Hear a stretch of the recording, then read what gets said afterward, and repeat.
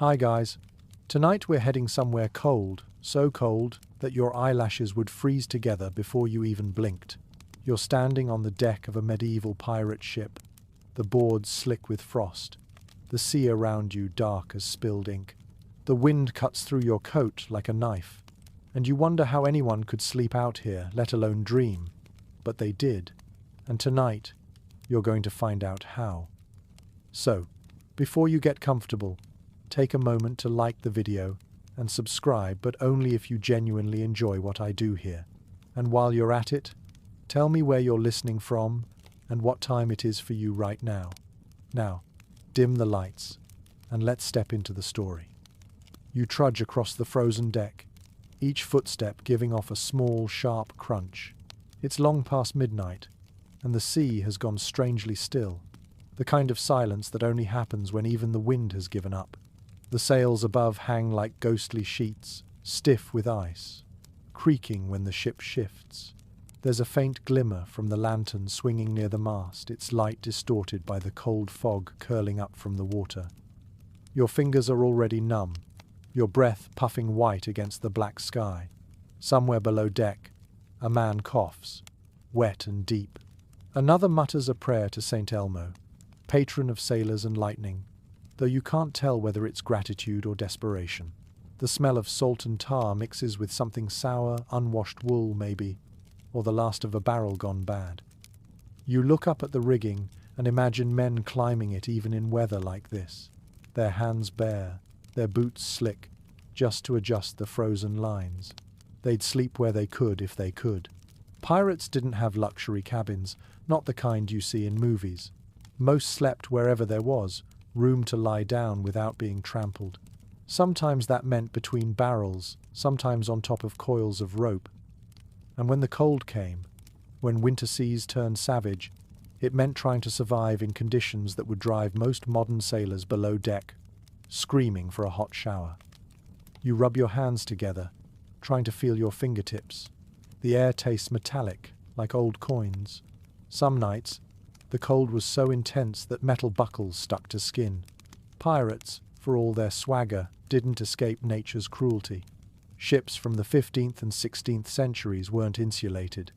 The decks leaked, the hulls groaned, and the only thing standing between a man and hypothermia was a threadbare blanket and the warmth of the crew packed like sardines.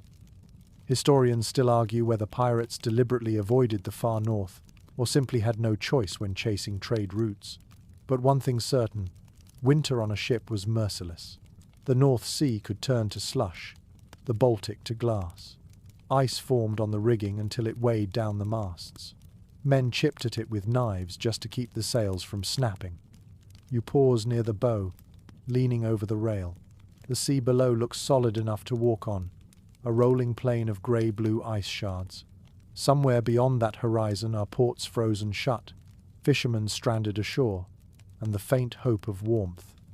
The pirates aboard this ship didn't have that hope. Out here, the cold wasn't a visitor, it was a crew member. A fact often forgotten, pirates weren't always from the tropics. The romantic Caribbean image came later.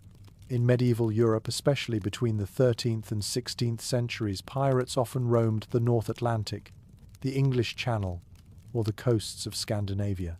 They raided merchant ships from Hanseatic ports, or even the icy northern whaling routes. The term Viking had long faded, but its echoes lingered in the cold breath of men still living by plunder and sail. And here's a quirky tidbit to keep your imagination awake for a few minutes longer. Some of these pirates rubbed their hands with whale oil before sleep to trap heat under their skin. Whale oil, thick and greasy, worked like a primitive thermal layer. It smelled awful, of course, but when your bones ached from cold, vanity wasn't a concern. You can almost feel that slick residue now, mixed with salt and grime, catching what little warmth the body could produce. You step closer to a small wooden hatch leading below deck. The light spilling from it is faint and yellow, flickering like a heartbeat. Inside, the air will be different, warmer perhaps, but suffocatingly so. The men down there will be huddled in clusters, wrapped in whatever cloth they could steal or stitch.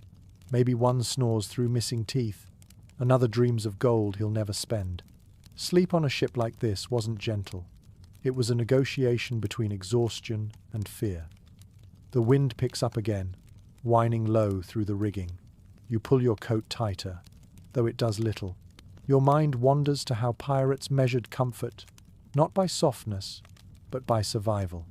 A night where you didn't lose a toe to frostbite counted as luxury. A morning where the ship hadn't cracked its hull on floating ice felt like a blessing.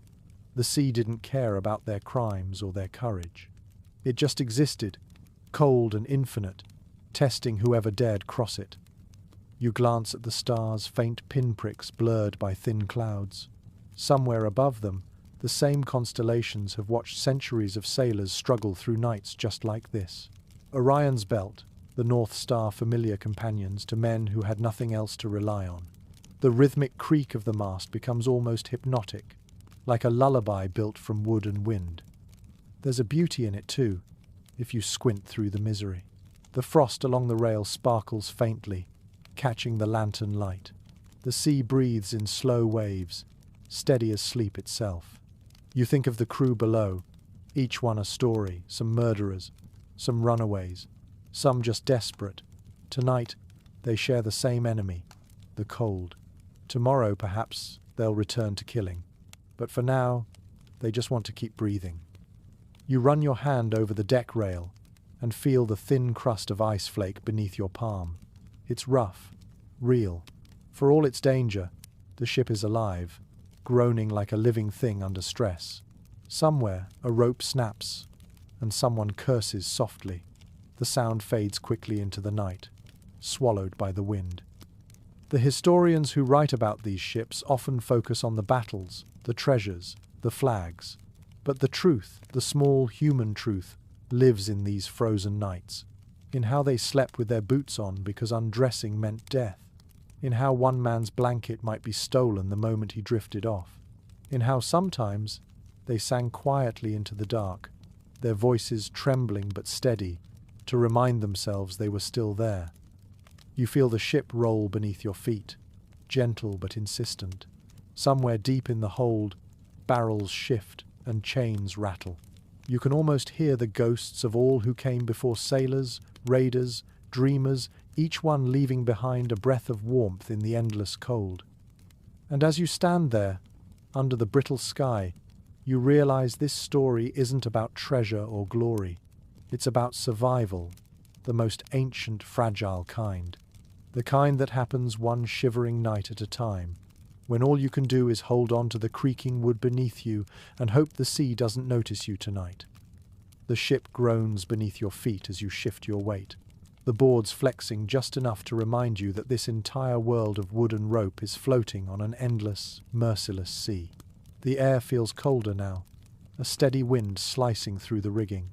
You can hear the sound of ropes straining and timbers answering in low, aching voices. Every creak and pop feels alive, as if the ship itself is trying to talk to you.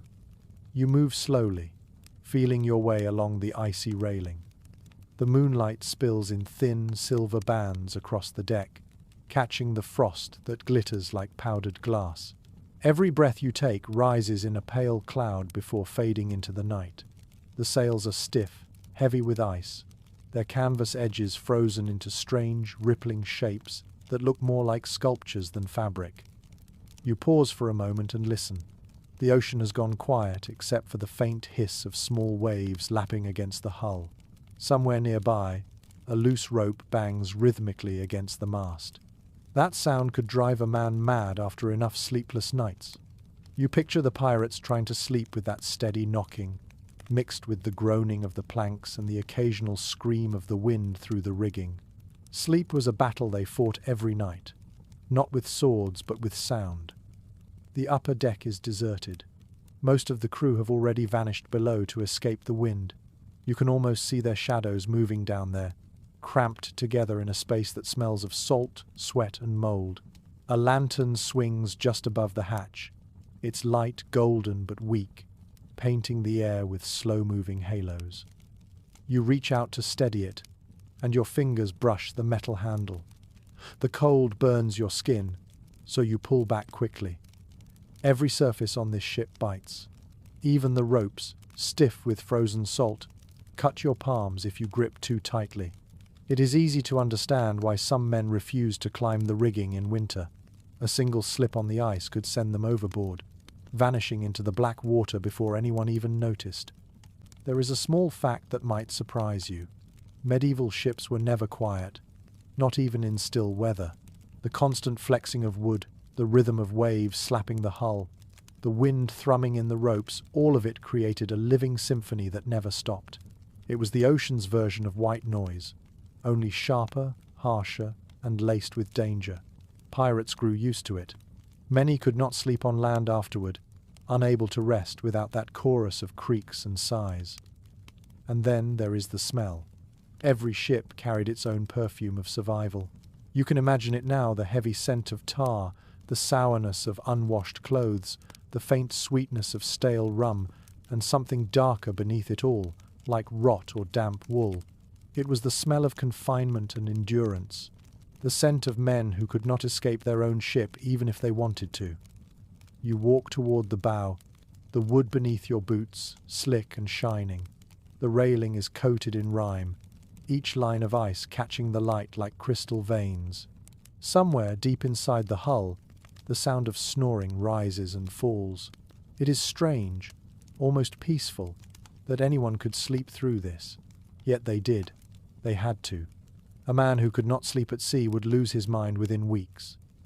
The reality check comes quietly. Most of these pirates would never live long enough to grow old. Disease, cold, starvation, and battle took them young. You probably would not survive this week, let alone the winter. The air alone could break your spirit.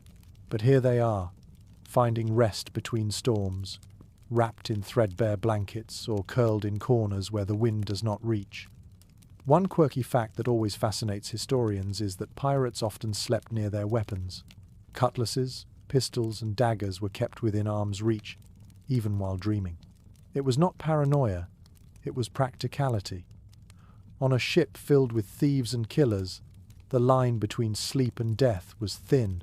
Some men even tied their weapons to their belts before lying down so no one could steal them. Imagine the clinking of metal as they turned over, the dull thud of a pistol sliding against the planks.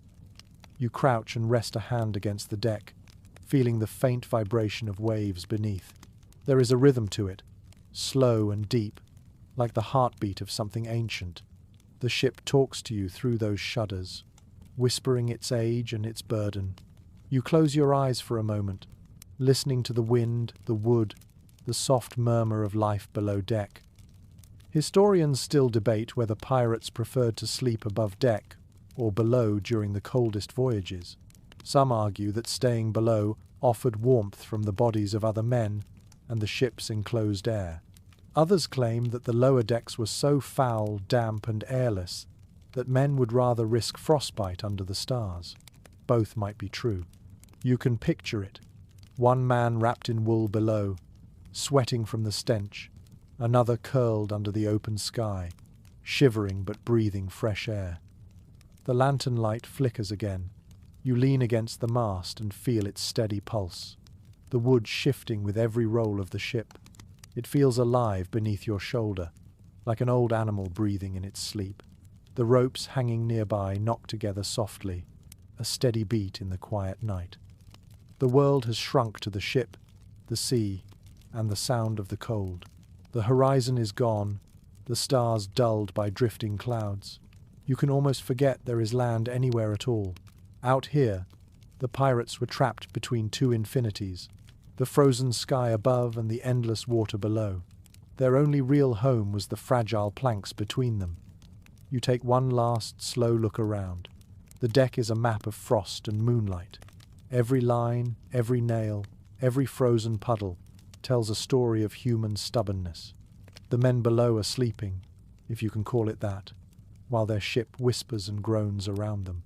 And you, standing here with your breath hanging in the air, can almost feel what they felt, the uneasy peace between exhaustion and fear, the strange beauty of surviving just one more night.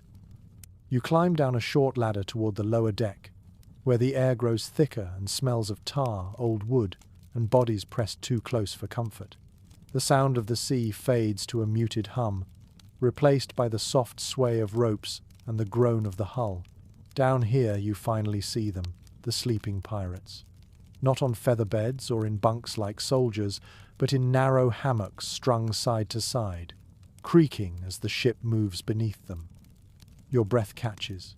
It feels like entering a different world, a floating cave that rocks with each passing wave. Lantern light paints everything in dull gold, swinging slowly, making shadows crawl along the beams. The hammocks sway gently, each one holding a shape wrapped in rough fabric. They look peaceful, but you know better. The sea never truly lets anyone rest. A small recorded detail from early seafaring days notes that hammocks were first used not for comfort, but for safety. Sailors learned that sleeping on the deck was dangerous. One roll of the ship could throw a man into a wall or send him crashing to the floor. Hammocks changed that. Suspended by ropes, they moved with the ship, cradling the body rather than fighting against it. Pirates adopted them quickly. A man in a hammock could sleep without bruising his ribs. You step closer and touch the edge of one. The fabric is stiff with salt and cold, its fibers rough and gritty beneath your fingers. You can imagine how it felt against skin rubbed raw by sea air. A curious little detail you might not expect is that some pirates lined their hammocks with stolen sailcloth or even animal fur if they were lucky. Anything that could trap a little warmth was precious. The fabric smelled of smoke, sweat and salt, but that mix meant survival. As you listen to the rhythm of the hammocks swaying, it almost feels hypnotic. Each one creaks in a slightly different pitch, blending into a strange lullaby. The sound has weight, like time itself swinging back and forth. The ship sighs as if it shares the same exhausted rhythm. You notice a man shifting in his sleep, murmuring something unintelligible. Another snorts, turns over, and the hammock spins lazily before settling again. Somewhere above, water drips through the seams of the deck, pattering into a bucket with a steady plink. A thin draft snakes down through the cracks, making the lantern flame flicker. You pull your coat tighter, but the air here clings to your skin like cold breath. It's easy to think pirates were used to hardship, but exhaustion breaks even the hardest men. Records from merchant ships of the same era mention sailors working for 18 hours or more in brutal weather, sleeping only in short bursts. Pirates were no different. Their lives depended on alertness, so rest came in fragments. 2 hours here, 3 hours there. No one ever truly slept deeply, not when every creak could mean a leak or a knife. Experts still cannot agree on how pirates divided sleeping shifts during the harshest winters. Some argue for a strict rotation similar to naval crews, where half the men were awake while the rest slept. Others think pirate life was more chaotic, that men collapsed wherever they stood once exhaustion overcame them. The truth may be buried in the salt and silence of the sea itself. You glance around the cramped space. The hammocks hang so close that they touch when the ship rolls. You could reach out and brush your hand across 3 men without taking a step. In this closeness, privacy disappears. Every breath, every snore, every whispered dream becomes part of a shared existence. You realize that even here, pirates were a kind of family, bound by need more than loyalty. Imagine the air on the coldest nights, heavy with moisture, your breath clouding even indoors. The walls drip with condensation, the ropes damp to the touch. The smell of wet wool and human closeness fills the lungs. You can almost taste the salt in it. Then, a sudden creak splits the quiet. The ship shifts, and a few men murmur in their sleep. One opens an eye, then closes it again. These men have learned to sleep through everything. The sound of waves slapping the hull becomes background music. The rocking motion that would make you seasick now rocks them to sleep like children. Here is a surprisingly human habit from old accounts. Sailors, including pirates, often hummed softly to steady themselves before sleep. A tune might pass from one hammock to another, changing slightly each time. It was not quite music, not quite prayer, but something between the two. It kept fear at bay when storms gathered. Some nights, the ship itself seemed to hum back, the wood vibrating with their low voices. You close your eyes for a moment, listening. The sway of the hammocks, the crackle of lantern light, the occasional drip of seawater, it all blurs together into a rhythm that feels eternal. This is how they survived the cold, not by conquering it, but by swaying with it, accepting it as part of their strange, floating world. There is beauty in this balance. The hammocks, each one a fragile cocoon, hold lives suspended between danger and dreams.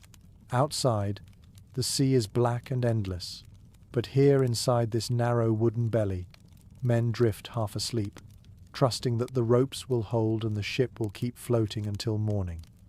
You open your eyes again and watch the shadows move. For a moment, you forget the cold, the danger, the history. You just see motion and rest, life and sleep, all swaying gently together under the weight of the sea. You duck lower into the ship's belly, careful not to hit your head against the low beams. The space narrows as you move forward, the air growing thicker with each step. It feels warmer here, but not in a pleasant way. The heat is stale, trapped beneath the planks, mingled with the smell of salt, smoke, and human breath. Your boots stick slightly to the damp floorboards, slick with condensation that drips from above. The dim light barely reaches the corners. A single lantern swings from a hook, its flames struggling against the drafts that slip through the seams.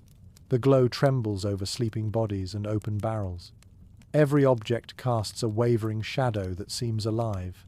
You can hear quiet snores, the rustle of fabric, and the occasional clink of metal when someone shifts and a blade taps against wood.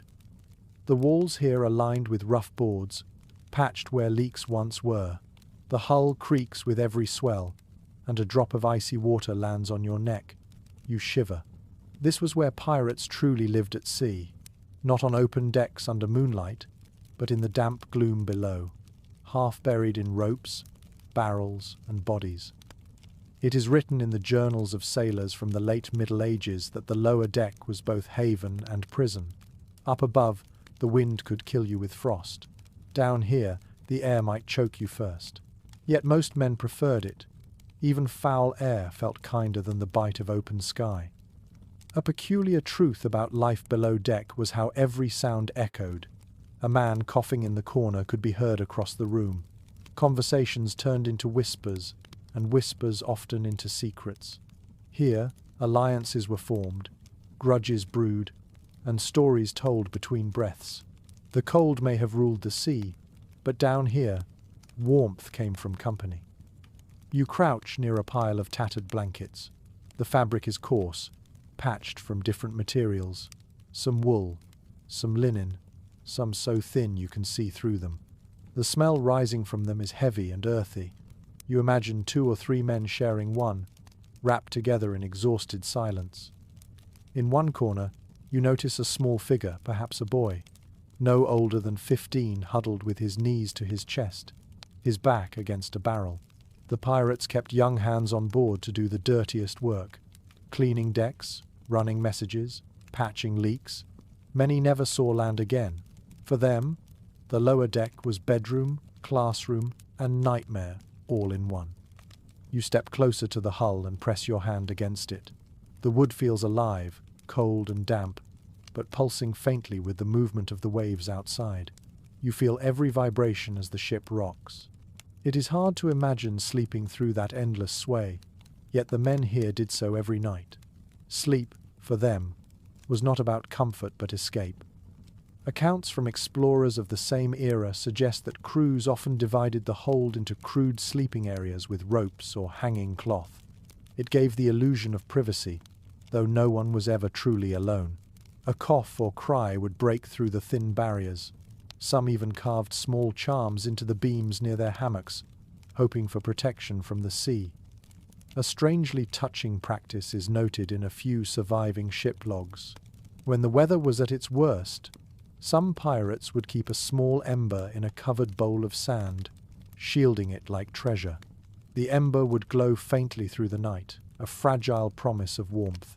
They called it the heart of the ship, If it went out, men said bad luck was coming. Researchers today still cannot decide whether this ritual was widespread or confined to a few desperate crews. The evidence is fragmentary, half folklore and half fact. But even imagining it, you can see the meaning clearly. In the blackness of the ship's belly, a single red ember must have felt like life itself. You look around and think of the stories that must have been told in this space. Men bragging about raids gone right, whispering of storms that almost swallowed them whole. Others remembering homes they would never see again. The voices must have blended with the creaks and drips, weaving the ship's own kind of music. The air grows heavier as you linger. You begin to notice the layers of sound that fill the space. The rhythmic thump of waves against the hull, the faint wheeze of the wind through the cracks, the quiet groans of sleepers turning in their hammocks. All of it mixes into a pulse that feels oddly comforting. The ship breathes with them, its lungs filled with salt and human dreams. You kneel beside one hammock and study its occupant, a man with a tangled beard, his face half buried in rough cloth, one arm hanging loose toward the floor. His hand twitches as though still gripping a rope or sword. Even in sleep, he cannot let go of his work. The sea never allows that kind of surrender. For a moment, you close your eyes and try to imagine sleeping here. The heat pressing down, the stink of mold and sweat, the wooden walls sighing with every swell. Yet amid that discomfort, there is also something gentle. The sway of the ship rocks you without asking permission, a cradle carved from hardship. One forgotten sailor once wrote in a marginal note that, below the deck, the ship holds her breath. You feel that truth now. The air is thick but quiet, as though the whole vessel pauses while its crew sleeps. Above, the cold night howls. Down here, in this dim cocoon, the men find fragile peace before dawn wakes the waves again. You pull yourself back toward the main deck again, where a faint glimmer of morning light slips through the cracks in the planks. The cold air greets you immediately, biting into your cheeks. You can smell the ocean again, sharp and clean, mixed with the tang of old salt and damp rope. The sky is the color of steel, and you feel the first whisper of snow in the wind. The crew begins to stir. One man stretches, another coughs, his breath forming small clouds. You notice how they are dressed. Nothing looks uniform. Their layers are a mix of whatever fabric they could steal, trade, or patch together. The sight tells a quiet story about survival. Documents from the 15th century mention that sailors often wore wool next to the skin, then linen, then heavy coats made of canvas or hide. Pirates copied this habit, wrapping themselves in whatever could trap warmth. Some even wore women's skirts or priests' robes stolen from raids, torn and re-sewn into cloaks. It did not matter how it looked. Warmth was worth more than pride. You watch as one pirate adjusts a scarf made of bright red fabric, its edges frayed but thick. He ties it twice around his neck and tucks it under his chin, muttering something about keeping the devil's fingers off his throat. A curious superstition, perhaps. Sailors believed the cold carried spirits that could crawl into a man's lungs while he slept. A scarf was more than comfort. It was protection. The wind grows stronger, snapping the stiff sails. You pull your coat tighter. Even from here, you can feel the frost forming on the ropes, the way it stiffens every knot.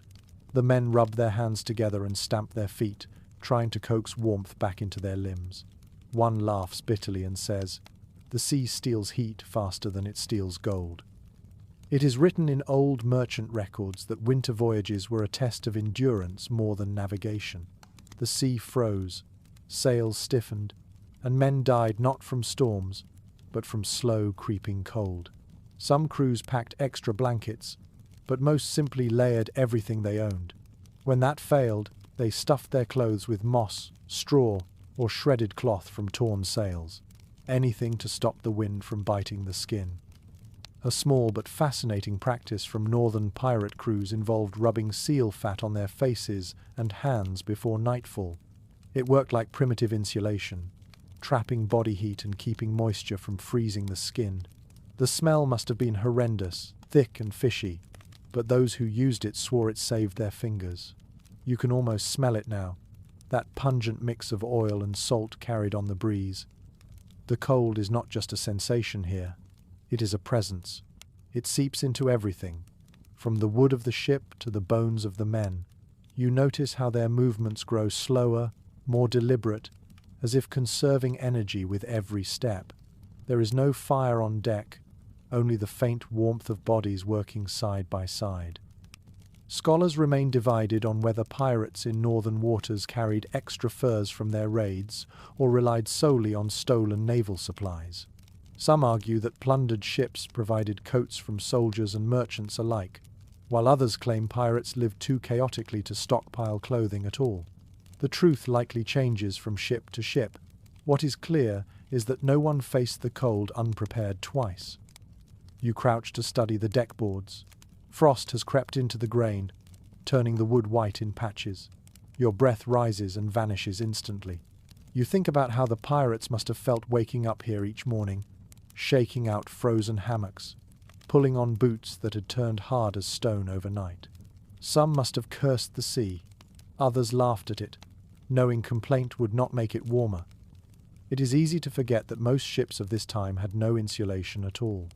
The planks were thin, sealed only by pitch and tar, which cracked in deep cold. Every gust of wind slipped through the seams. Every drop of seawater turned to ice within minutes. If a man's clothes got wet, he had to strip them off and beat them against the mast until the ice cracked. Otherwise, he might freeze where he stood. You can almost feel the stiff fabric between your hands, rough and cold, edges cutting your skin as you try to soften it again. The ship becomes a wardrobe of frozen cloth, hanging limp and brittle like the skin of some enormous creature. A seagull cries overhead, its voice sharp against the silence.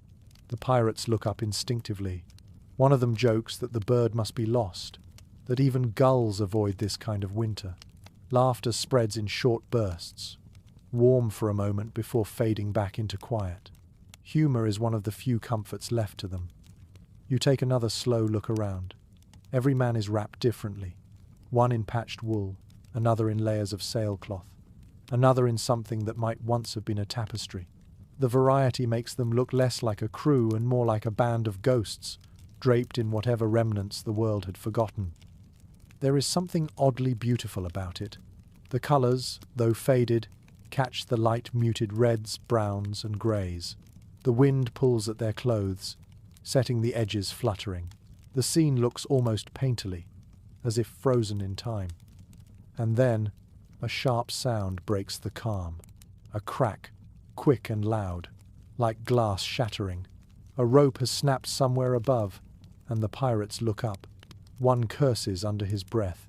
They move quickly, still sluggish from sleep, but their instincts sharp. The cold makes every task harder, every motion slower. You can see their breath like smoke trails weaving through the air as they work. When the rope is fixed, the ship settles again into its rhythm. The sea murmurs against the hull. One man yawns and wraps his cloak tighter, muttering something about the cold creeping through his dreams. You know what he means. Out here, the cold does not wait for you to fall asleep. It finds its way into your thoughts first. As you watch them work, you begin to understand that their layered clothes are more than protection. They are armor against both nature and despair. Each scrap of fabric, each patch sewn by tired fingers, tells the story of men who refuse to surrender to the sea's indifference. And so they move, wrapped in their mismatched layers, their breath rising like faint ghosts in the pale morning. Above them, the frozen sails crack softly as the wind stirs again, and the ship continues on, carrying its shivering legends across an unforgiving horizon. You follow the scent of smoke and ash toward the galley, the small space where pirates cooked, argued, and sometimes tried to stay warm. The passage narrows as you move, your boots thudding softly against the boards. The air feels heavier here, carrying the faint odor of burned fat and tar. Somewhere close, metal clinks against metal. You can almost taste the iron in the air.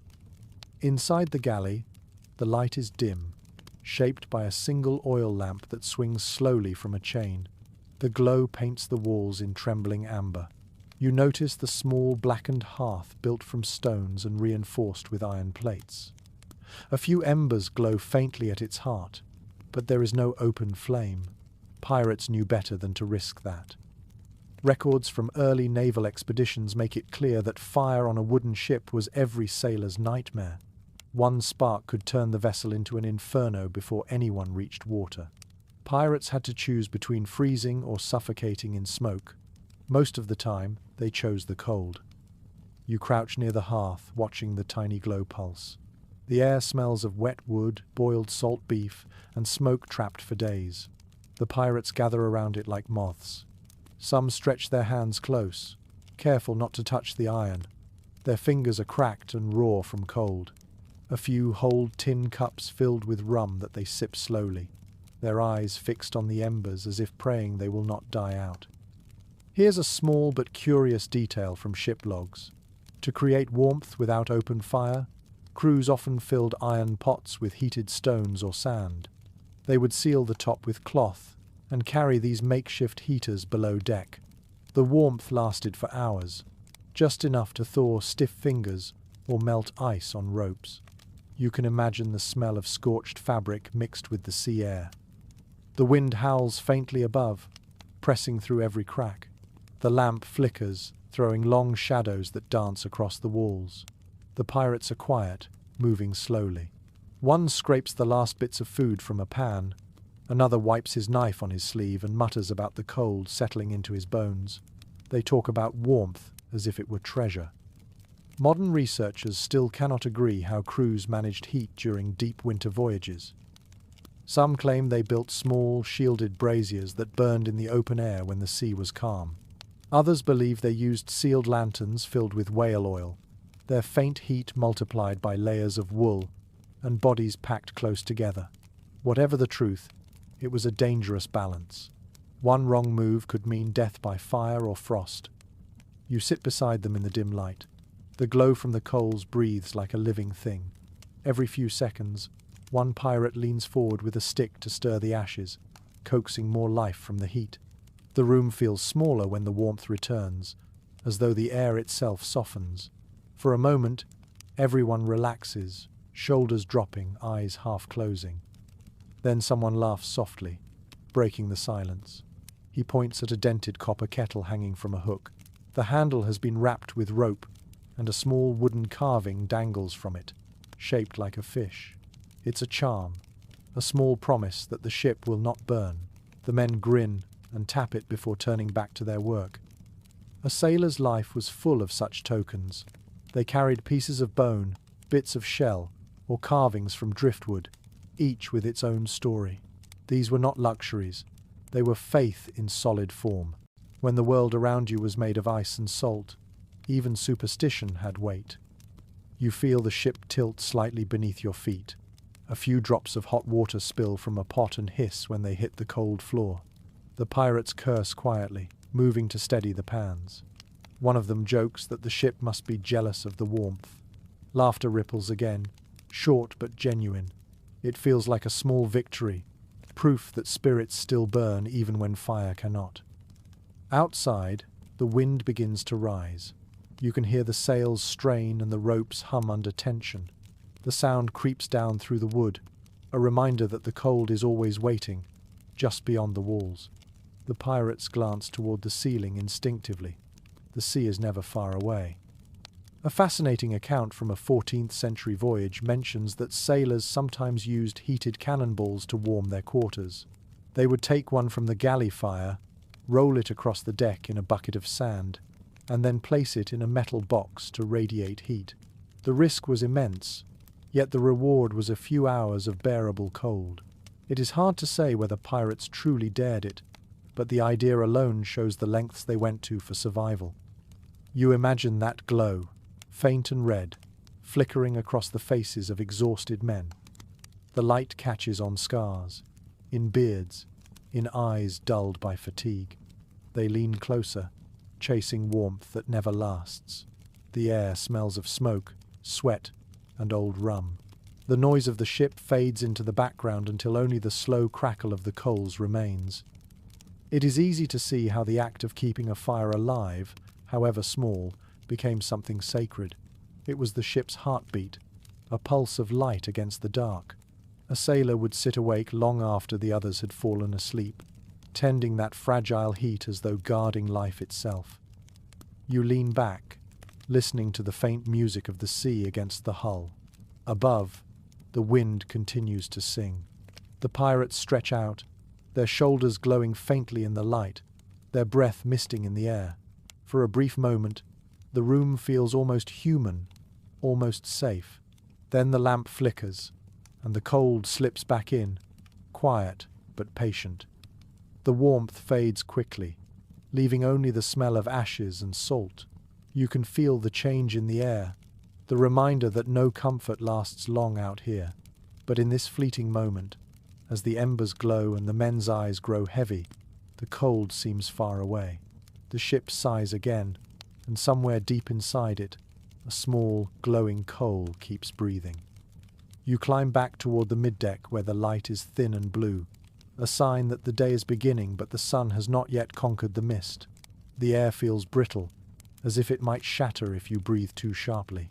Above you, the rigging hums with the wind, the sails strain, and you hear the creak of wood moving in slow rhythm. It is not the sound of chaos, but of duty. The ship never sleeps, not even when the crew tries to. The rotation of the night watches dictates the rhythm of everyone's life here. Pirates, like naval crews, divided their time into shifts called watches. Some men kept guard while others rested, and every few hours the bell would ring to switch them. It was the only clock they truly trusted. You imagine the tone of that bell, dull and distant, cutting through dreams like a whisper from the sea itself. Historical records from early privateers describe these watch rotations as both discipline and curse. Too much rest meant danger, too little meant madness. Pirates, never fond of order, often bent the schedule to fit their moods or needs. Some slept 2 hours at a time. Others refused sleep entirely until exhaustion forced them down. What mattered was not the number of hours, but the rhythm itself, the pulse of ship life that never stopped. You lean on the railing, feeling it cold beneath your palms. The horizon glows faintly. A few men shuffle out from below deck, eyes bleary, hair matted with frost. One yawns so hard you hear his jaw crack. Another splashes a handful of seawater on his face, gasps, and laughs at the shock of it. Their voices sound hoarse, yet alive. The next watch has begun. A fascinating note from a 16th century sailor's diary reveals that men on watch used music to keep themselves awake. Not the kind you might expect, but low humming, rhythmic stamping, or the tapping of spoons on barrels. It kept time with the rocking of the ship. You can almost hear it now, a slow, murmuring percussion that floats across the deck like a heartbeat. The man at the wheel grips it tight, his fingers red and cracked. The ship tilts slightly as he adjusts the course. Beside him, another man peers into the mist, watching for shapes that could mean ice or enemy sails. Neither speaks. They do not need to. Out here, silence is its own language. There is something meditative about the way they move, as if the body learns to follow the rhythm of the ocean. You begin to understand why so many sailors describe the sea as both torment and teacher. The motion seeps into the bones, and even in sleep, the body rocks as if still at work. It is said that men who returned to land often swayed unconsciously for days, their bodies still trying to balance on invisible waves. Not every watch is peaceful. Sometimes the darkness hides more than waves. One man glances over his shoulder often, checking shadows as though expecting something to climb from the sea. You remember hearing that sailors once believed in creatures that followed ships, waiting for the moment a man fell overboard. The fear of being alone in the dark ocean was more terrible than battle itself. The rotation continues. The men who just finished their shift stumble below deck, their faces grey with fatigue.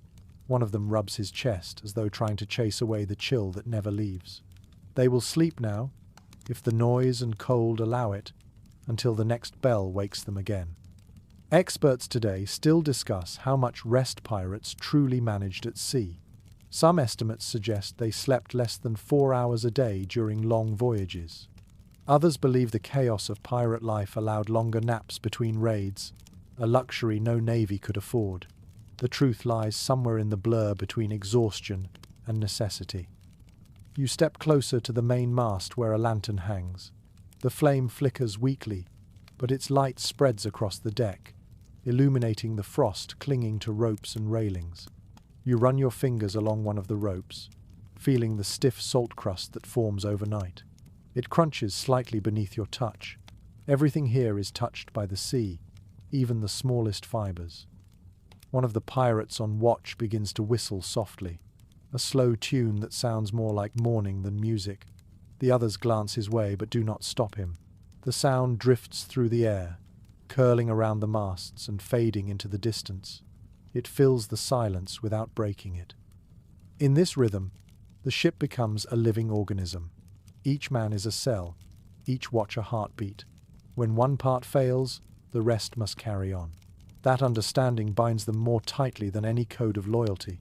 The ocean teaches unity through fear.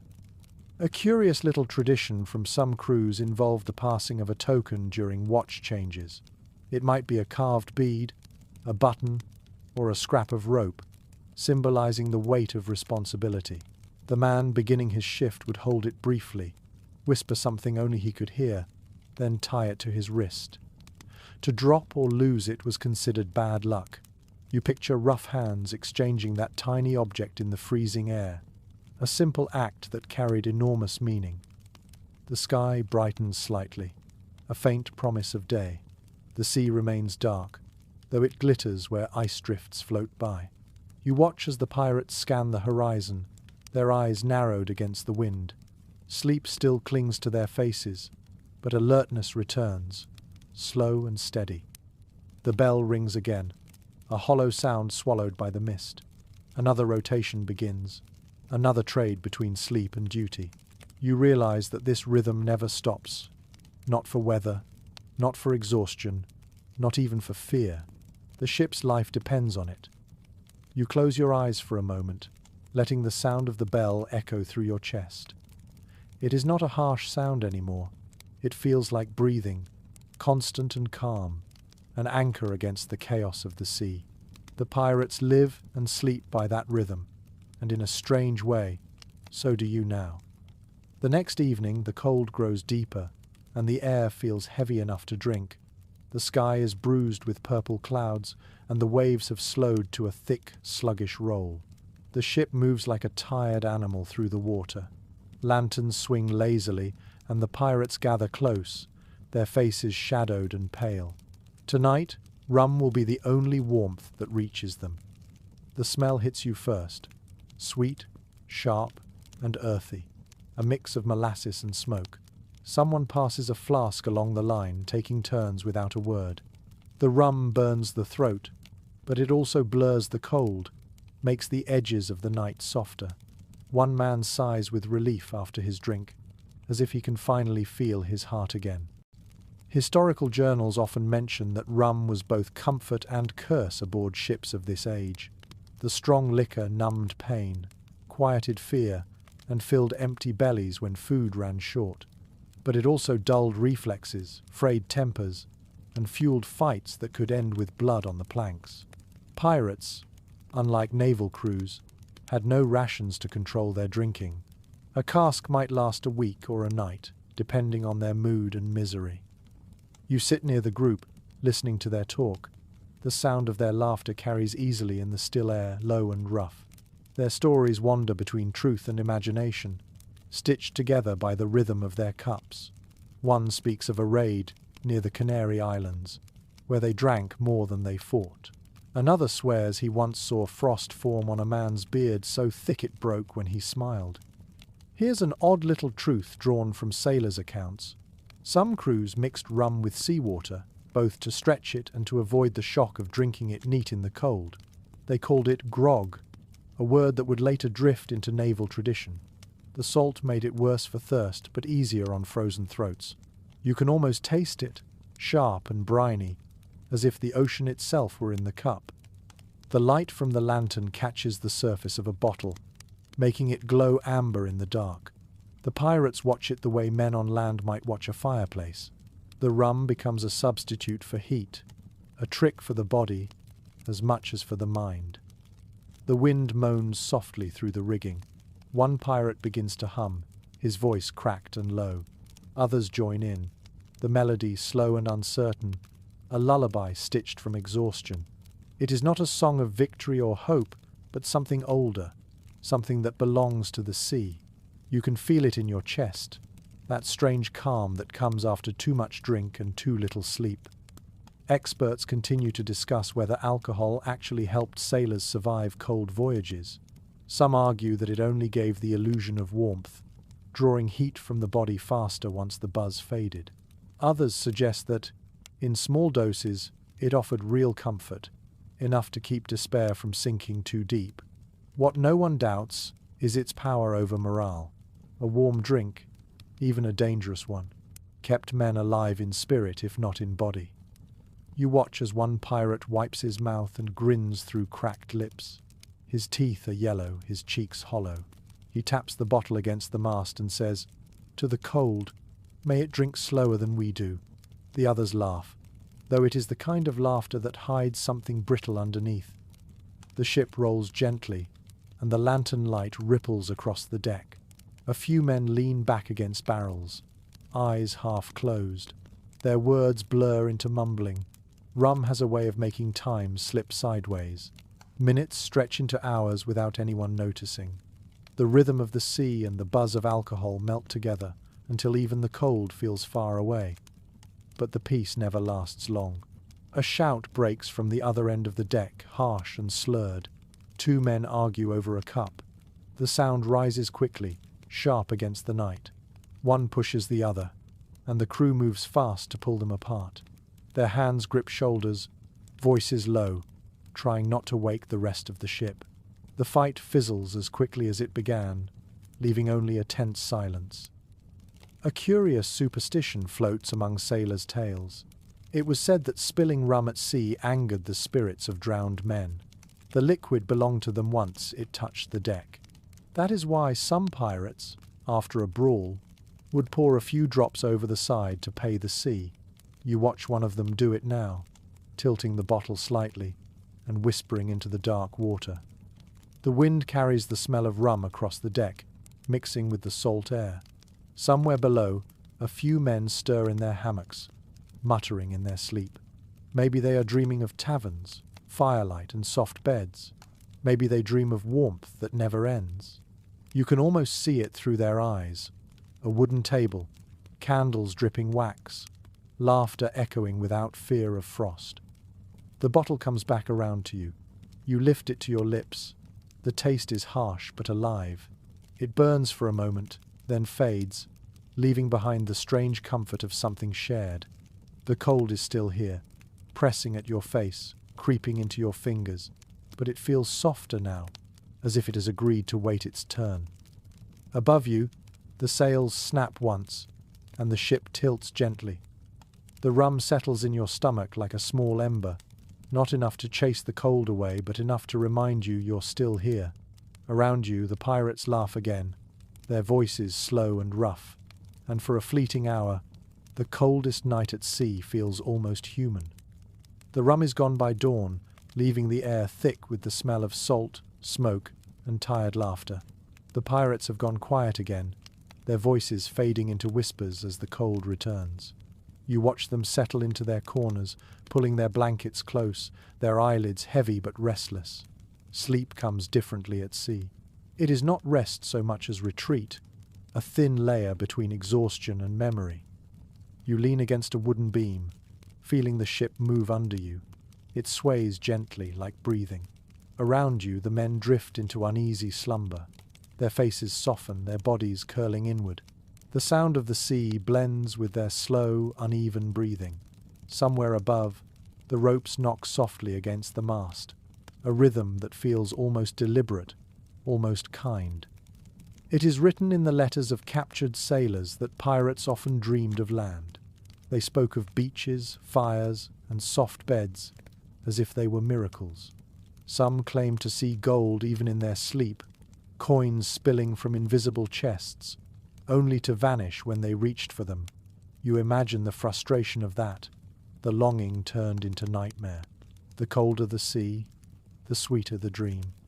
A curious glimpse into pirate superstition appears in an old ballad.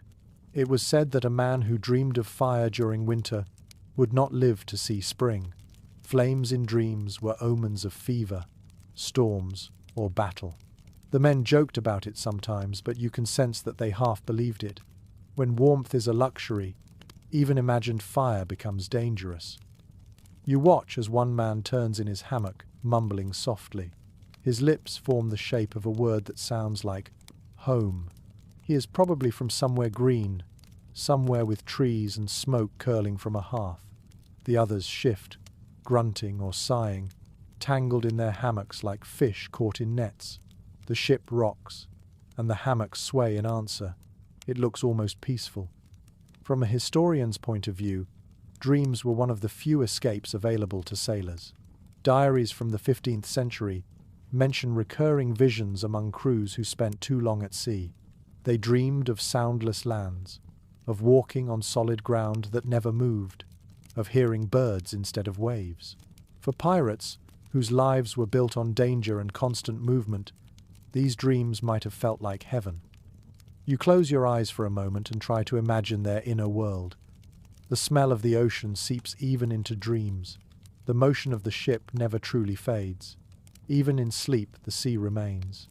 You might find yourself walking through a market, yet the ground tilts beneath your feet. You might see a face from childhood, only for it to dissolve into the shape of a wave. The mind, it seems, never lets go of the ocean once it takes hold. Experts today still discuss whether the isolation of long voyages caused shared hallucinations among sailors. Some say the monotony and malnutrition warped their perception of reality. Others believe that the endless rhythm of waves acted like hypnosis, pulling their minds into a state between waking and dreaming. Whatever the cause, the sea had a way of invading their sleep.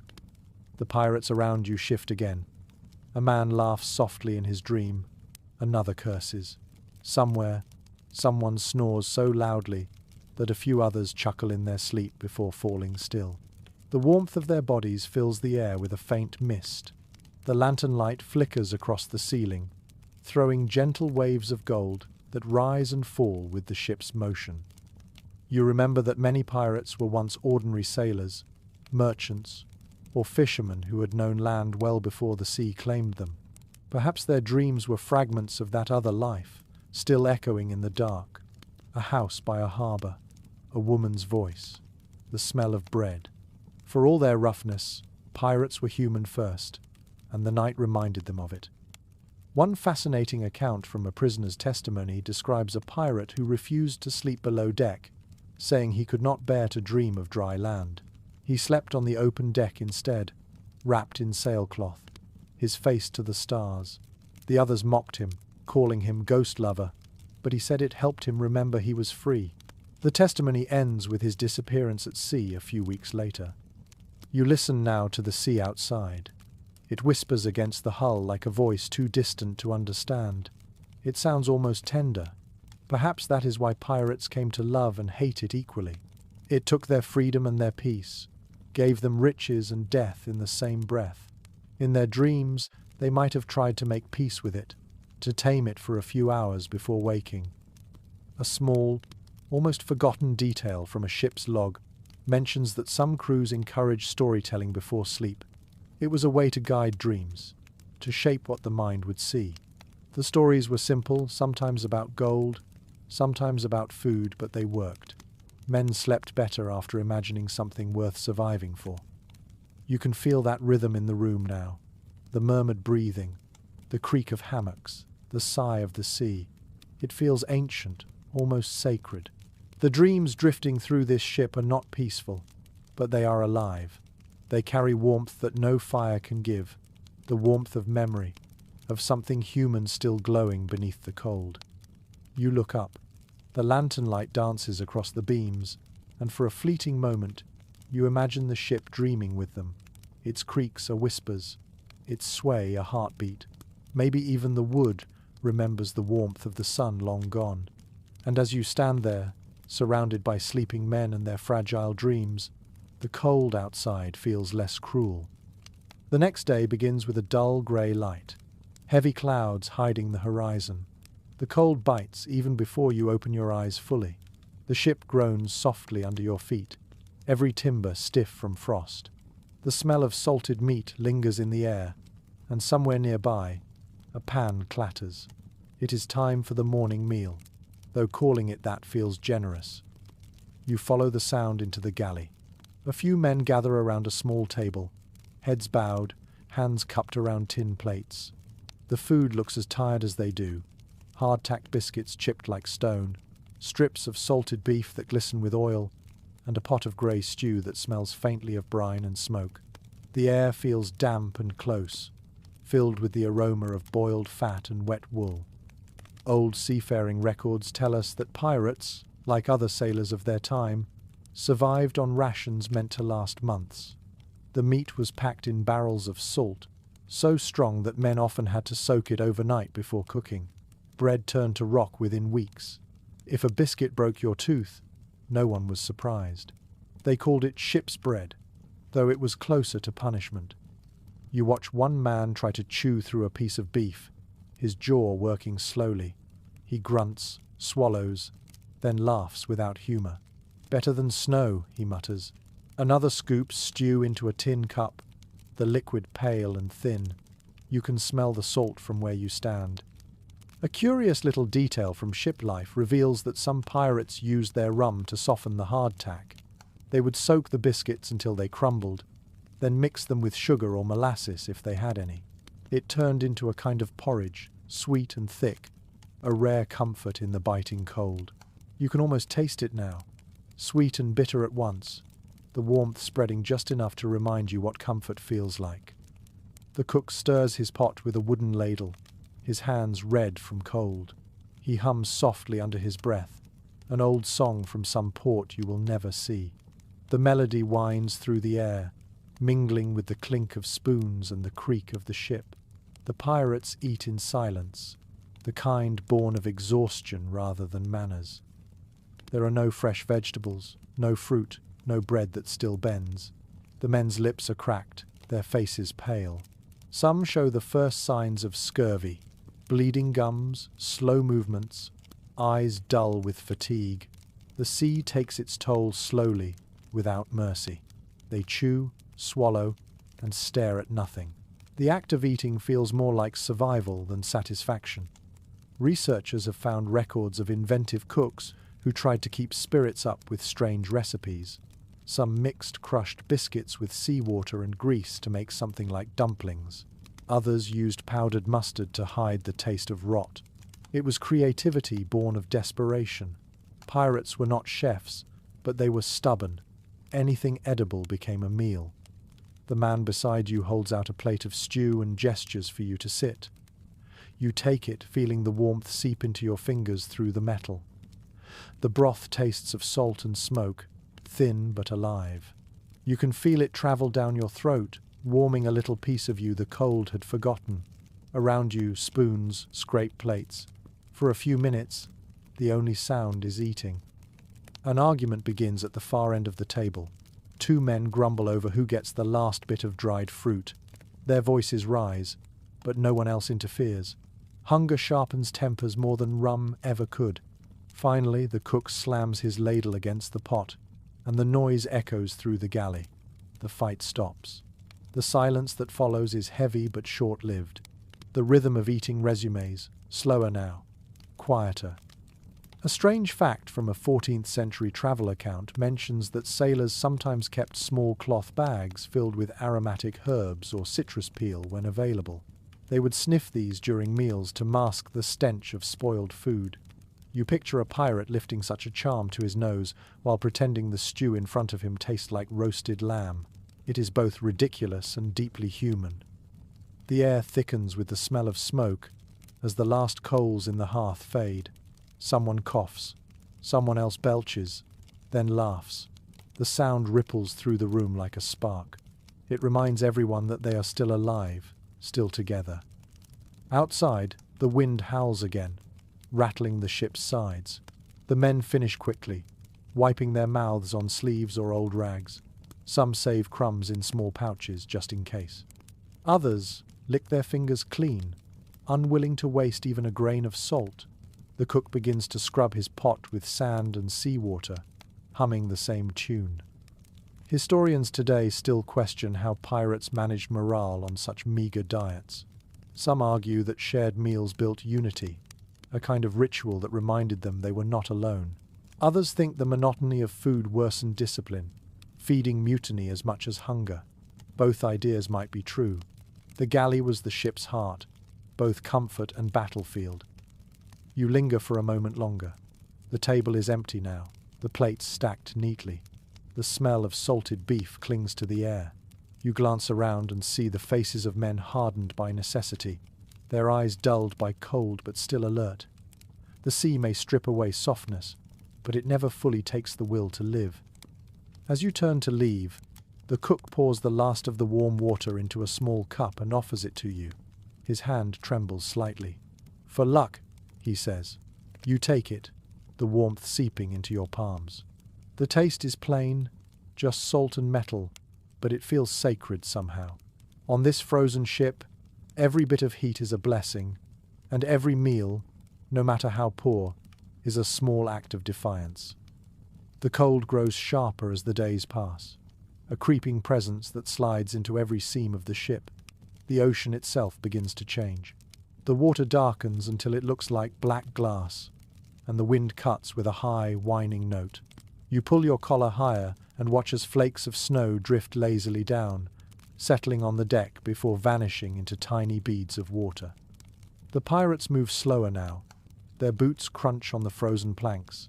They speak little, saving their breath for work. The sails hang stiff, patched with frost, and the ropes sparkle faintly in the pale light. Each line looks beautiful, like crystal threads spun across the masts. But you know that beauty hides danger. Ice adds weight, and weight breaks ships. Historical accounts of northern voyages tell of sailors forced to climb frozen rigging with knives between their teeth, hacking away at ice before it could pull the mast down. You can almost see it now. A man halfway up the main mast, his fingers bleeding as he chips away at the glittering frost. The wind shrieks through the ropes, and the sea below looks solid enough to walk on. A strange note found in a merchant's logbook mentions that during one particularly brutal winter, sailors used iron mallets to smash the ice off their sails, singing loudly so they would not notice their fingers going numb. Their laughter froze in the air before it disappeared. You imagine the sound, brittle and bright, carried away by the wind like tiny shards of glass. The pirates on this ship are not far from that fate. They move across the deck with a kind of grim rhythm, breaking ice from the ropes, scraping the frozen planks with wooden mallets. One man leans close to the mast, breathing hard, his beard stiff with frost. He wipes it away, but the crystals return within moments. The sea sprays upward in bursts that freeze mid-air, coating everything in a thin white shell. Modern researchers have long debated whether pirates ever dared to sail this far north. Some argue that only desperate or lost crews would risk such waters, while others believe the lure of trade routes and unguarded cargo pulled them toward the edge of the world. Whatever the reason, their courage or madness brought them into places where even the sea seemed to turn against them. You grip the railing and look out. The ocean stretches flat and endless, a mirror of grey. Pieces of ice drift past like broken glass.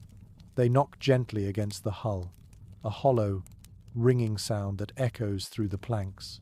Somewhere far off you hear a cracking noise, deep and drawn out, like a sigh from the earth itself. The ice is shifting. The pirates hear it too. Their eyes flick toward the sound, wary. They know what it means. If the ship becomes trapped, the pressure could crush the hull in minutes. No storm, no battle, no fire compares to that slow, invisible death. You can almost feel the tension tighten in the air, a shared breath held too long. A curious detail from an old sea chronicle tells of sailors who learned to listen for the song of the ice. It was said that if you heard a high, whistling tone in the night, the ice was moving toward you. The sound meant danger, but also a kind of eerie beauty. Men described it as the sea singing in its sleep. You listen now, and for a moment you think you hear it too, a faint melodic hum beneath the wind. The pirates continue their work. One climbs into the rigging, swinging a small axe. Another drags a barrel across the deck to block a leak. Their faces are red with cold, eyes watering. No one speaks. The sound of wood cracking and tools striking fills the air. It feels like a ritual, harsh but necessary. Your breath fogs as you exhale.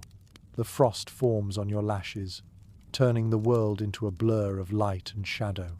You wipe it away and catch sight of the helmsman, his hands clenched on the wheel.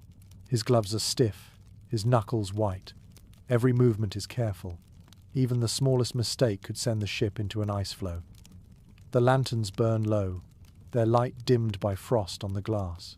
The deck glitters faintly, a frozen mosaic of salt and snow. You hear someone whisper a prayer, though you cannot make out the words. It sounds old, maybe older than the ship itself. Records from a 15th century Danish voyage describe how crews used oil-soaked rags to keep the ropes flexible during freezes. Pirates might have copied the trick, rubbing the lines with grease stolen from whalers or merchants. It must have smelled terrible, but it kept the ship alive. Even now, one man kneels near the bow, rubbing a thick black paste into the ropes. His hands shake, but he keeps working. The sky darkens quickly, the clouds sinking low until they touch the horizon. Snow begins to fall again, heavier this time, thick flakes swirling in the wind. The world fades into white. The sea and sky merge, leaving no sense of direction. The pirates stop for a moment, staring out into the blankness. You can feel their unease. Out here, the line between water and air disappears. One man laughs softly to himself, maybe to break the tension. "The sea's gone blind," he says. No one answers. The silence that follows feels heavier than the cold. You stand still, letting the flakes settle on your shoulders. The cold presses close, but the air is strangely peaceful. You can almost believe the world has stopped moving. The sound of the waves is gone, replaced by the faint crackle of ice forming on the hull. The pirates retreat below deck one by one, leaving you alone with the whispering snow. For a moment, you feel as they must have felt small, fragile, and completely at the mercy of the frozen world. The ship is alive beneath you, groaning softly, pushing forward through a sea that has turned to glass. Somewhere ahead, the horizon waits, hidden under layers of mist and ice, and you understand why sailors feared the northern routes more than any cannon.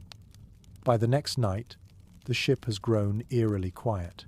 The wind has softened, but the cold feels sharper than ever, cutting straight through fabric and bone. The sea is calm, too calm, the waves small and slow, as though the ocean itself has frozen mid-breath.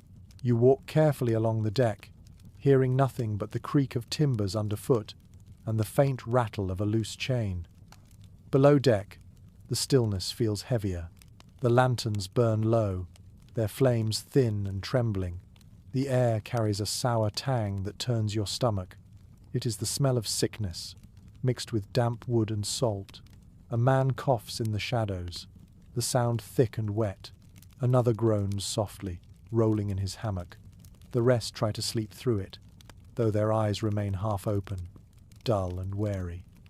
Old maritime journals describe how illness was the true predator of the sea. Cold weather made it worse. Frostbite, scurvy, and fever stalked the lower decks as ruthlessly as any enemy ship. Once infection began, it spread fast through the cramped quarters. A single cough could travel faster than a cannonball. You kneel beside one of the sick men. His lips are cracked, his skin pale beneath a layer of sweat. He stares at the ceiling and mumbles a prayer you cannot quite catch. His fingers twitch as though grasping a rope that is no longer there. The air around him feels warmer than the rest of the room, heavy with fever.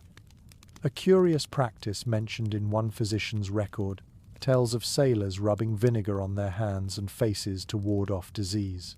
They believed the sourness killed the invisible mists that carried illness. The pirates here may have tried the same, though the smell of decay in the air suggests it did little good. The vinegar burned, but it offered the illusion of control, and illusions were sometimes all they had. You move deeper into the shadows. A bucket sits near the bulkhead, half full of murky water. Someone has vomited into it recently. A rat darts across the floor, its fur sleek, its eyes bright. The pirates ignore it. Rats are companions here, both pests and protectors. They warn of rot, and they eat what men cannot bear to touch. From a modern perspective, historians note that pirates often suffered the same plagues as the naval fleets they hunted. Lack of fresh food led to scurvy. Damp clothes invited frostbite. Infection turned minor wounds into death sentences. Yet despite the misery, crews rarely complained openly. To show weakness at sea was to invite mutiny or abandonment.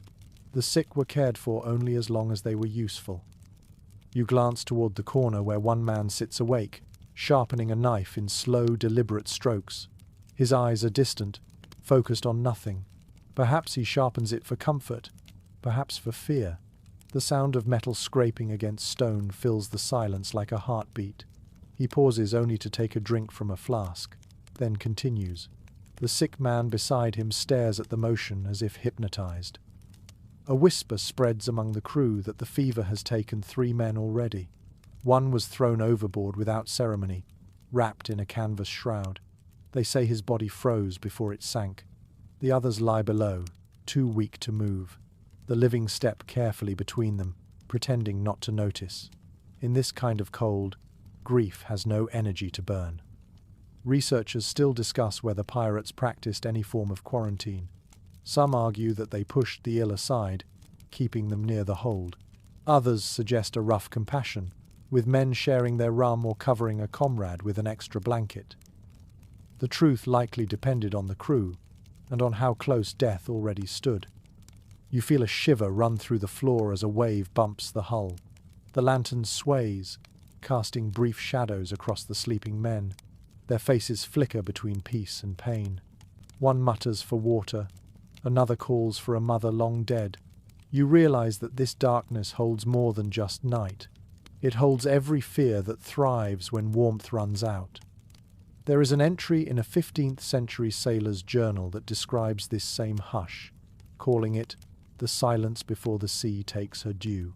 The writer said the crew stopped singing, stopped arguing, stopped even laughing.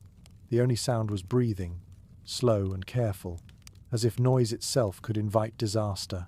That silence is here now, pressing on your ears until it feels almost physical.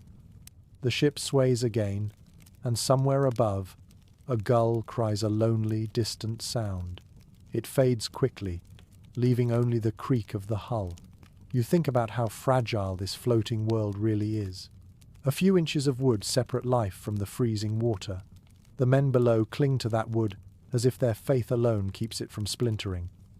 You take a deep breath, but the air tastes stale.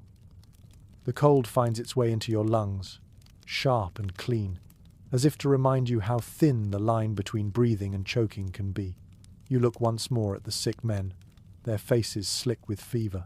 One has fallen silent completely. A companion checks him with 2 fingers against his neck, then covers his face with a rag. No one speaks. The work of living continues. Above, the ship rolls onward, indifferent to the loss. The cold does not pity, and the sea does not pause.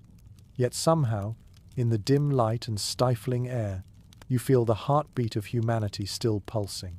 Each cough, each breath, each small act of care keeps the dark from swallowing everything. Morning returns with a pale sky, and a silence that feels uneasy. The ship drifts through the grey water, slow and heavy. You step carefully along the deck, where a thin crust of frost crunches beneath your boots. The cold bites at your fingers even through the gloves. Most of the pirates are awake already, moving stiffly, speaking in low voices. The sickness still lingers below deck, but life must continue above it. A soft sound catches your ear, a faint, delicate meow. You turn and see a small, wiry cat slinking along the railing. Its fur is mottled grey, its tail flicking lazily. The sight feels out of place among the worn boots and frozen ropes, yet it moves with the calm confidence of something that belongs here. One of the pirates kneels and offers it a scrap of dried fish. The cat sniffs, then accepts, purring faintly. It surprises many to learn that cats were prized aboard ships long before pirates made them famous. Maritime records from the Middle Ages mention cats as essential crew members, guardians against rats that could chew through food stores or ropes. They kept vermin away, and perhaps more importantly, lifted spirits in the darkest weather. You watch the small creature wind between the men's legs, brushing against their boots. A pirate with frost in his beard reaches down and lets it climb onto his shoulder. The others grin, the moment softening the hard lines on their faces. The cat curls there contentedly, its tail wrapped around his neck like a scarf, a small comfort in a vast, cold world. A curious story found in a 16th century sailor's letter claims that ship's cats were sometimes believed to control the wind. If a cat sneezed, a storm was coming. If it washed behind its ears, the breeze would rise. Sailors treated them with deep respect, and harming one was said to bring ruin to the voyage. You can imagine the superstition settling deep in the men's bones, half belief, half insurance against fear. The cat leaps down and prowls toward a coil of rope, sniffing at it before curling up in a small, perfect circle. Its quiet purr fills the stillness. You realize that even a sound so small can make the ship feel less empty. But cats were not the only comforts on board. Between the coils of rope and barrels of salted food, you find small signs of humanity tucked away. A piece of cloth with stitching shaped like a flower, a crude wooden carving of a woman's face, a seashell tied to a nail. These little things mean more than gold here. Each one is a reminder of land, of warmth, of something worth returning to. One pirate sits near the mast, sharpening a knife with slow, careful motions. Around his neck hangs a charm made from a piece of colored glass. It catches the faint sunlight and scatters it across his hands. He notices you looking and shrugs. "Keeps the cold away," he says with a half smile. The charm might not hold heat, but it holds faith, and that is enough. The wind shifts slightly, carrying the smell of salt and tar. The men move about their work with quiet precision. Some patch sails, others scrape frost from the planks. The cat follows them from task to task, as if overseeing the crew. Occasionally, one of them pauses to scratch its back, earning a grateful purr. The sound feels almost like laughter in a place where laughter has grown scarce. A note from an old chronicler describes how sailors believed animals sensed danger before humans did. Cats, dogs, even birds were watched closely for signs of trouble. When a cat flattened its ears or hissed at nothing, the crew took it as a warning. Looking at this small creature now, you can understand why. It moves with purpose, its eyes bright, as though reading messages in the wind no man can hear. One of the younger pirates kneels beside the cat, whispering something. You cannot hear the words, but his tone is gentle. He scratches behind its ears, then slips it a small piece of dried meat from his pocket. For a moment, he smiles like a boy, his shoulders relaxing. The cold, the sickness, the endless grey sea, all of it fades in that small exchange. Even modern historians admit that companionship played a crucial role in surviving long voyages. Without warmth or comfort, men lost their minds as easily as their fingers to frostbite. Shared jokes, small rituals, and animals like this cat became anchors for sanity. They reminded the crew that life was still worth protecting, even in misery. You look around and notice other traces of care. Someone has mended a torn blanket with surprising precision, using thread dyed red. Another has carved initials into the mast, perhaps his own or someone he left behind. These fragments of gentleness feel fragile, but they are stubborn too.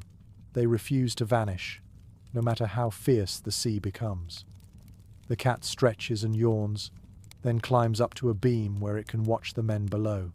Its tail sways lazily as it settles into a patch of weak sunlight. The pirates glance up at it from time to time, as if its calm is contagious.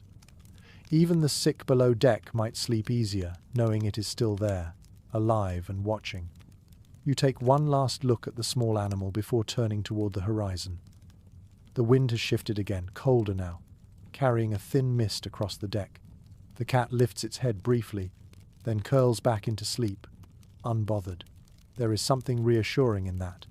If a creature so small can find peace here, perhaps the men can too, if only for a little while. The sky brightens slightly, the color of pale silver. The ship continues forward, steady despite the ice and wind. Below deck, the coughing fades for now. Above, the cat dreams in the sunlight, and the pirates work quietly, bound together by exhaustion, superstition, and the faint, stubborn warmth of their small comforts. You push open the door to the captain's quarters, half expecting warmth and grandeur, but what greets you is another pocket of cold air, tinged with the smell of damp wood and lamp oil. The cabin is small, more a narrow box than a room, with a single lantern hanging from a beam that groans each time the ship moves. The light spills over a desk cluttered with maps, scraps of parchment, and a cracked compass. The captain sits hunched over the desk, his coat heavy, his shoulders curved like a man who carries more than the weight of frost. His hands, rough and scarred, rest beside an open book. You cannot see what he writes, but you hear the soft scratch of a quill on paper, steady and deliberate. The sound is almost comforting. Captains in the age of sail often had the illusion of privilege, but in truth, their cabins offered little more than privacy. Historical logs from 15th century voyages describe rooms like this, cramped, draughty, and filled with the groan of timbers. The captain slept alone, yes, but he was never free from the sea's reach. The cold slid in through every crack, and the noise never stopped. You take a step closer. The light catches his face. He looks older than he likely is, eyes sunk deep beneath dark circles. A faint line of frost glitters in his beard where his breath has frozen. He glances up, nods once, then returns to his writing. The expression is not unkind, just tired, bone-tired, in the way only those who have led men through storms can understand. On the table beside him sits a half-empty bottle and a single pewter cup. The smell of rum hangs faintly in the air. Next to it lies a pistol, polished but worn, and a folded handkerchief embroidered with initials now faded, almost invisible. You sense that the handkerchief belonged to someone else, someone left behind. A curious entry in a captured pirate's journal describes how captains often wrote at night to calm their thoughts. Some kept ledgers of loot and supplies, others recorded dreams, regrets, or prayers. A few even wrote letters they would never send. It was their only way to speak honestly when surrounded by men who worshipped bravado. You look at the bed against the wall. It is little more than a wooden frame with a mattress stuffed with straw. The blanket is thick but worn, patched with mismatched fabric. A lantern hangs nearby, its glow too weak to warm the air. The pillow looks damp from condensation. So much for luxury. The captain sleeps no better than his crew. He sighs quietly, setting the quill aside. His hands tremble slightly as he flexes his fingers, stiff from cold. Then, as if remembering something, he opens a small box beside the desk. Inside are coins, bits of metal, and a single locket. He opens it briefly, revealing the miniature painting of a woman's face, her expression serene. He looks at it for a long moment before closing the lid. There is a detail in one sailor's testimony about how captains hid tokens like that, not for sentiment alone, but for sanity. Leadership at sea was isolation in its purest form. Every decision could mean life or death, and mistakes left marks that never healed. The locket, the drink, the diary, all small defenses against guilt. The ship shifts, groaning as the hull scrapes ice. The lantern swings, sending light across the walls. You notice carvings etched into the wood, marks of storms survived perhaps, or ports visited. One shape stands out, a rough cross, cut deep into the grain. It looks newer than the rest. Maybe a memorial, maybe a plea. The captain glances at it, then looks away quickly. A gust of wind rattles the small window. He stands, adjusts his coat, and looks outside. His reflection in the glass looks like a ghost trapped behind the frost. The sea is dark, and flakes of snow cling to the edges of the window pane. He breathes out, fogging the glass, then wipes it with his sleeve. The motion is automatic, almost tender. Modern historians still wonder how captains balanced authority with humanity on such ships. Some believe they ruled with cruelty to keep order, while others argue that compassion was the only way to survive in such close quarters. The truth likely shifted from man to man, storm to storm. This captain seems quiet, steady, but the silence around him carries its own kind of weight. He moves toward the bed and sits, rubbing his temples. His pistol remains within reach, gleaming faintly in the light. You sense that he sleeps lightly, if at all. Perhaps every creak of the ship wakes him. Perhaps he dreams of mutiny or the faces of those who never return from raids. In one of the old chronicles, a captured sailor wrote that a captain's sleep is a coin flipped by the sea. If the night is calm, he might rest. If not, he lies awake, listening to the water whispering around the hull, counting every sound that could mean danger. You imagine that now the steady rhythm of the sea outside, the quiet pulse of guilt inside. He finally stretches out on the bed, pulling the blanket around him. The lantern's glow softens, and the room seems to shrink. His breathing slows, though his eyes remain open a moment longer. Outside, the wind hums low, pressing against the glass. You linger in the doorway, watching him settle. There is no grandeur here, no romance of piracy, only a man who bears too much silence. He closes his eyes at last, and the lantern flickers once before steadying. The ship creaks like an old lullaby. For all the chaos above deck, this small cabin holds a fragile calm. The captain sleeps alone, but not peacefully.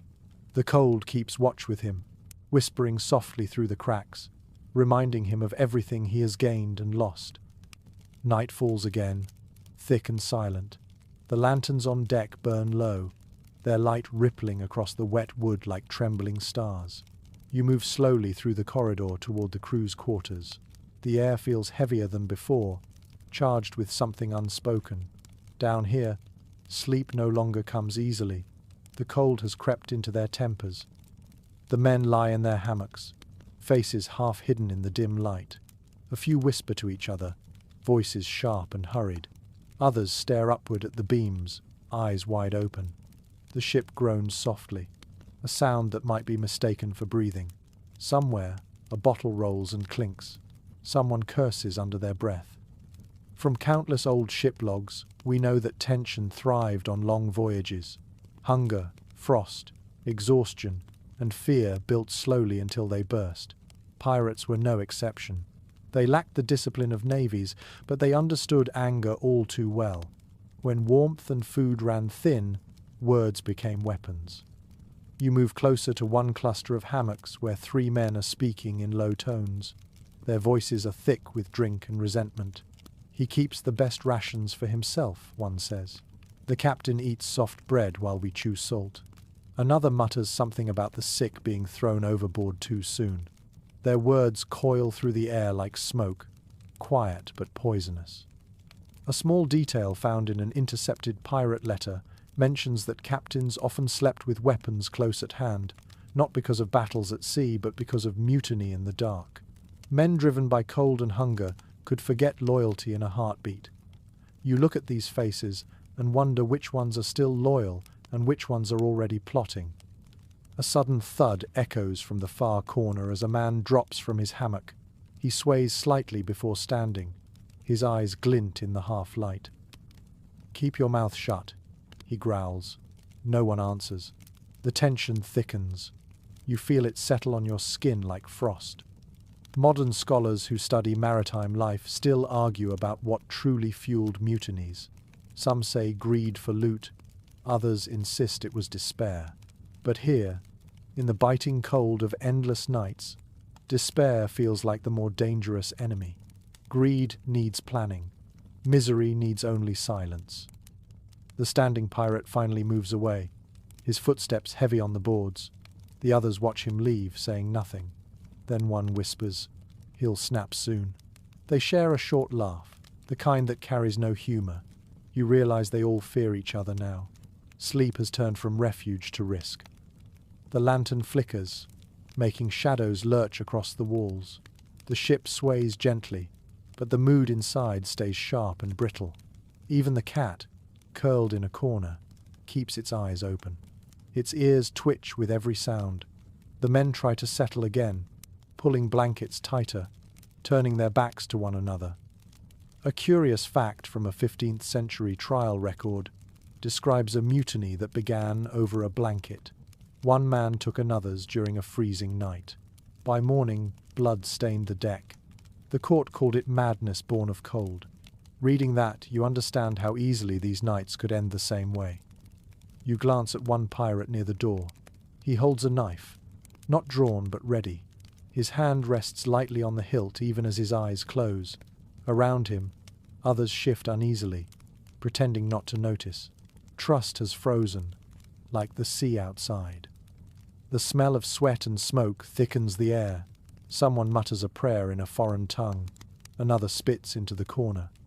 The quiet hum of the ship feels too loud now. Every creak an accusation. You realize how fragile this peace really is. There is an account written by a monk who sailed with privateers that claims, "The sea is the greatest judge, for she listens before she punishes." He wrote that after surviving a night when his crewmates turned on one another midwinter. The survivors swore they heard laughter in the waves afterward. Whether true or not, the story clings to the air now like salt mist. You take a slow breath. The lantern sputters. Somewhere above, the wind rises again, rattling the rigging. The sound breaks the tension slightly, drawing every eye upward. The cold is returning, seeping back through the wood. Perhaps that is enough to remind them that the real enemy is outside. For now. A voice from the corner speaks suddenly, calm but firm. "Sleep while you can. Morning will judge what we say tonight." The others fall silent. No one argues. The ship creaks once more, a sound like an old sigh. Gradually, the whispers fade.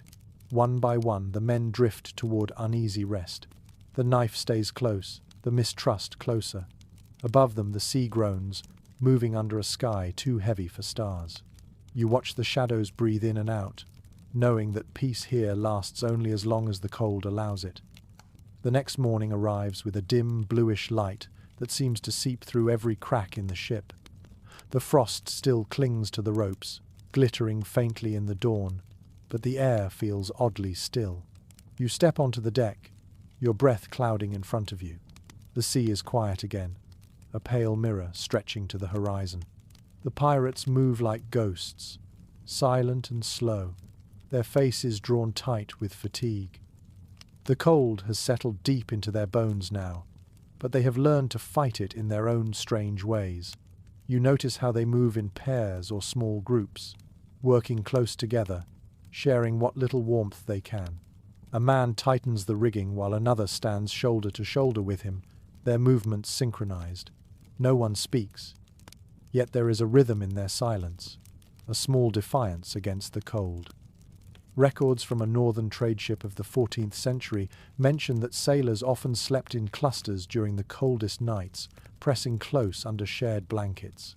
It was not sentiment but survival.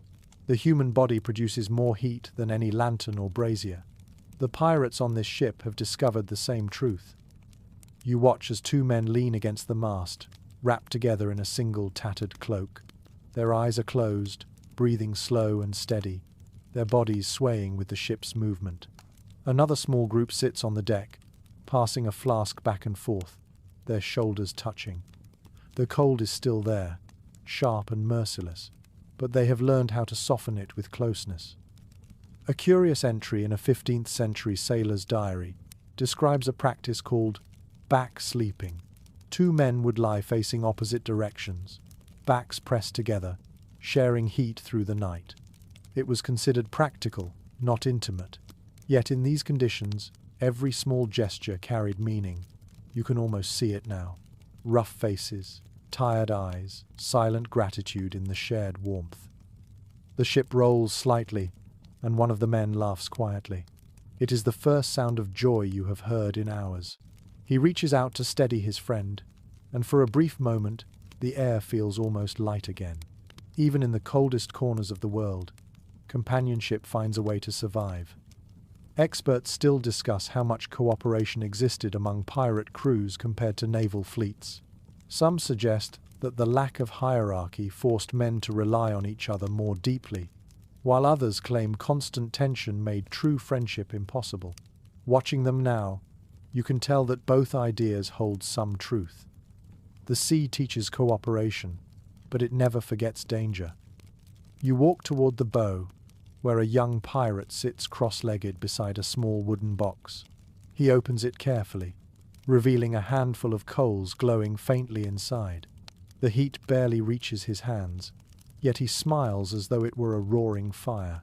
Two others kneel beside him, holding their palms close. Their breath fogs the air, their faces lit by the faint red glow. One of them hums an old tune. You remember reading that some crews passed small ember boxes like this between shifts. The coals would be covered in ash and carried from man to man, a fragile gift of warmth. If the fire died, it was said to bring bad luck, as if the ship itself had lost its heartbeat. You can feel that belief here, in the reverence with which they handle the box. The wind stirs again, and the cold rushes back. A few men stamp their feet, others pull scarves tighter around their faces. Yet instead of retreating to their hammocks, they stay together. One wraps an arm around another's shoulders. A third adjusts a blanket to cover both of them. These small acts repeat across the deck like quiet prayers. The cat appears, leaping from a barrel and weaving through their legs. It purrs softly, brushing against their boots. Someone laughs and scoops it up, tucking it under his coat. The animal wriggles once, then settles, content. It is another kind of shared heat, a heartbeat against a heartbeat. A curious note from a 16th century chronicler describes how sailors learned to sleep in rhythm with the ship. When the vessel rocked one way, they leaned into it together, conserving strength and staying warm through shared motion. You can see that rhythm now, a slow, unconscious dance between man and sea. The captain appears for a moment, his face pale under the morning light. He scans the deck, watching his men huddle together. Perhaps he understands what he sees. Perhaps he remembers when he too slept shoulder to shoulder with the crew before command set him apart. He nods once, almost imperceptibly, then retreats to his cabin again. The men resume their work. They haul lines, scrape frost, adjust the sails.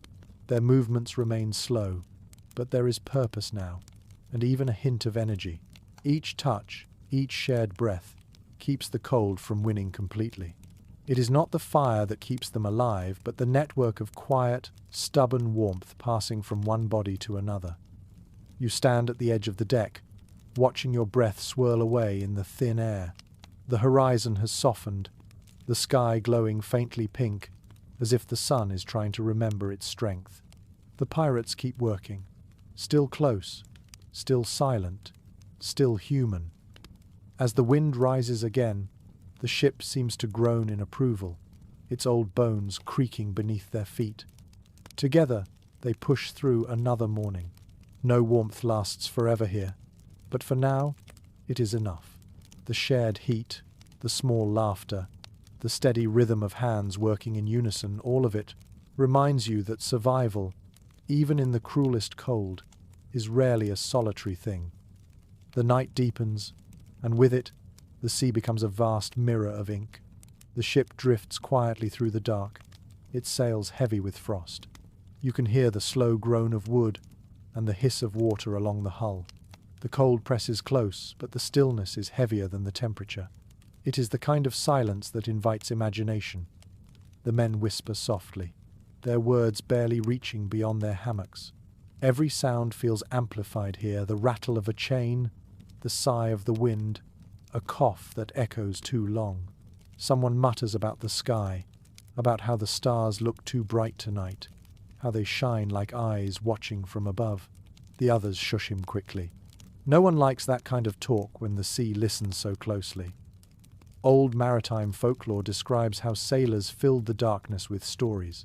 It kept the fear from growing too large. Superstition was their armor, and the night was always full of omens. You can almost hear the stories now, whispered in voices rough from rum and cold. Ghost ships that sail without crew, mermaids that hum to lure men overboard. A shadow that walks the deck before death visits the next dawn.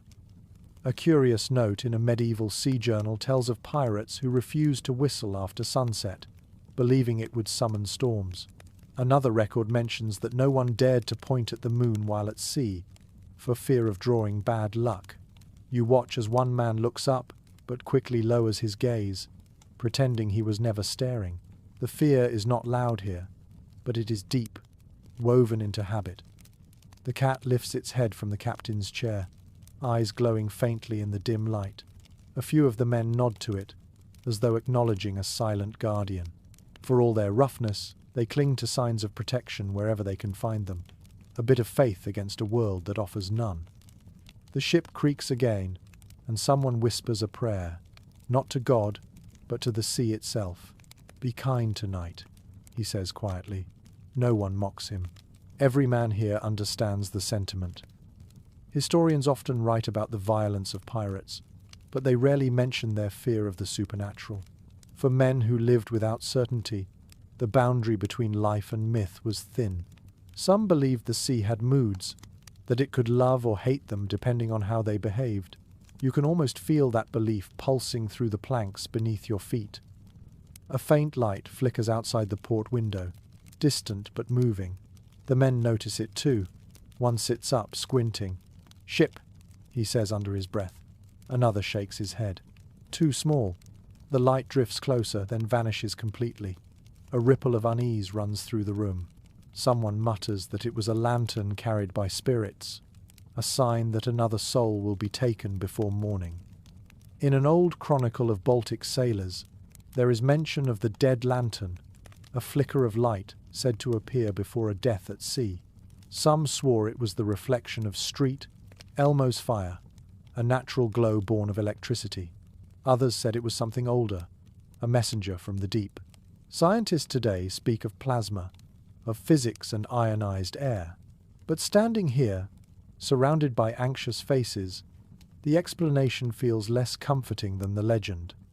One man rises from his hammock and spits on the floor, a ritual meant to break bad luck. Another scratches across into the wood with a knife tip. The sound of the blade is sharp and final. They settle again, though none truly relax. Their breaths rise in small clouds, steady but too fast. You look up at the ceiling, where the lantern's flame trembles with every movement of the ship. Shadows ripple across the beams like waves. The pirates watch them too, as if half expecting one to move differently, to separate and take shape. A detail from an early navigator's logbook describes how men sometimes heard voices during the stillest nights, whispers woven into the sound of the wind. Some believed they were lost sailors calling for help. Others said it was the sea repeating every word ever spoken aboard her. You pause now, listening. The wind slides through the cracks, and for a moment you think you hear something softer beneath it, like the murmur of words in another language. The youngest pirate sits up, clutching a piece of cloth around his shoulders. "Do you hear it?" he whispers. No one answers. The others keep their eyes closed, pretending they are already asleep. Pretending is often the only defense left. You glance toward the cat again. It is sitting upright now, staring at the same spot where the light appeared earlier. Its tail flicks once. A shiver passes through the room. The man nearest the door stands abruptly and throws a handful of salt onto the floor. "For peace," he says. The others nod, grateful for the excuse to move, to do something. Modern scholars continue to debate how much sailors actually believed in these omens, and how much they used them to make sense of fear. It is easy to dismiss such tales from the comfort of land, but here, where darkness feels alive, reason bends quickly. The lantern dims, its flame shrinking low. The men lie still again.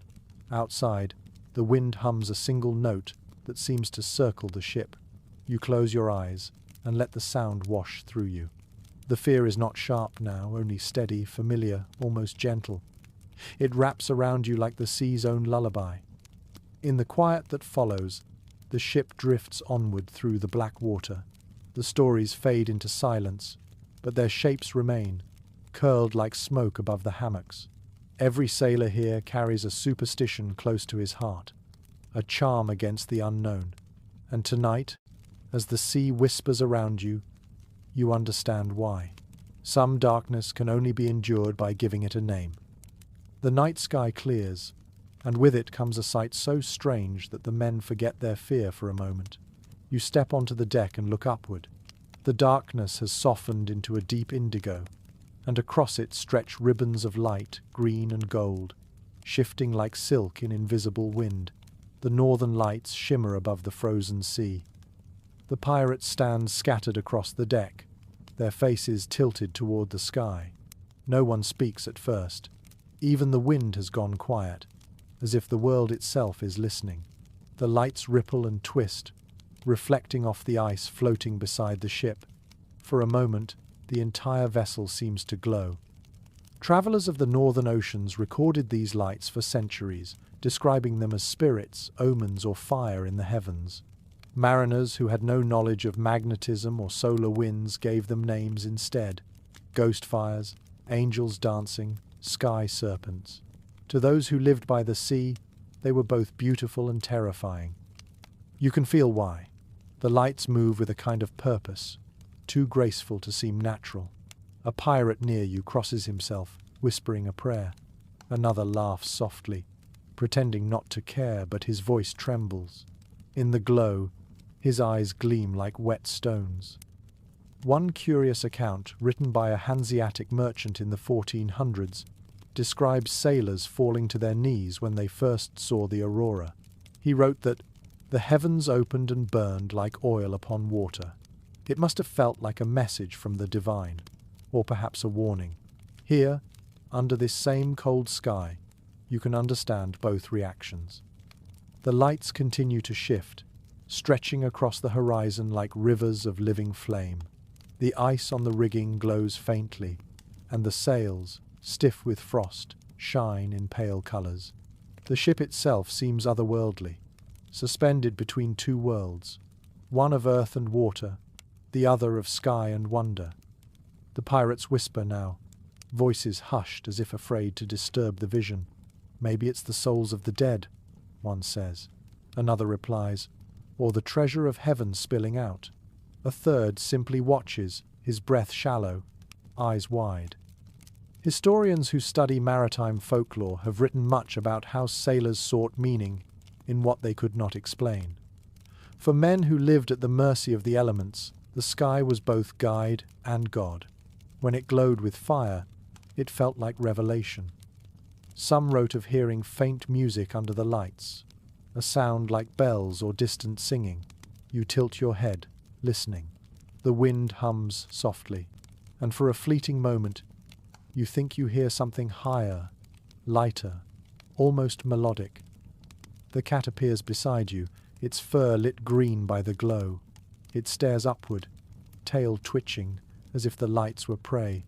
The sight makes the men laugh quietly.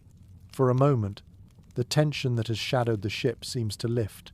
The cold still bites, but no one feels it now. A sailor at the wheel whispers that this sight means good fortune, that no storm will come while the sky burns so bright. Another mutters the opposite, that the lights mark a boundary, the edge of the world, where the living should not sail. Both versions travel quickly across the deck, blending into one another until no one knows which to believe. A scholar of seafaring customs once suggested that belief itself was the only real protection sailors had.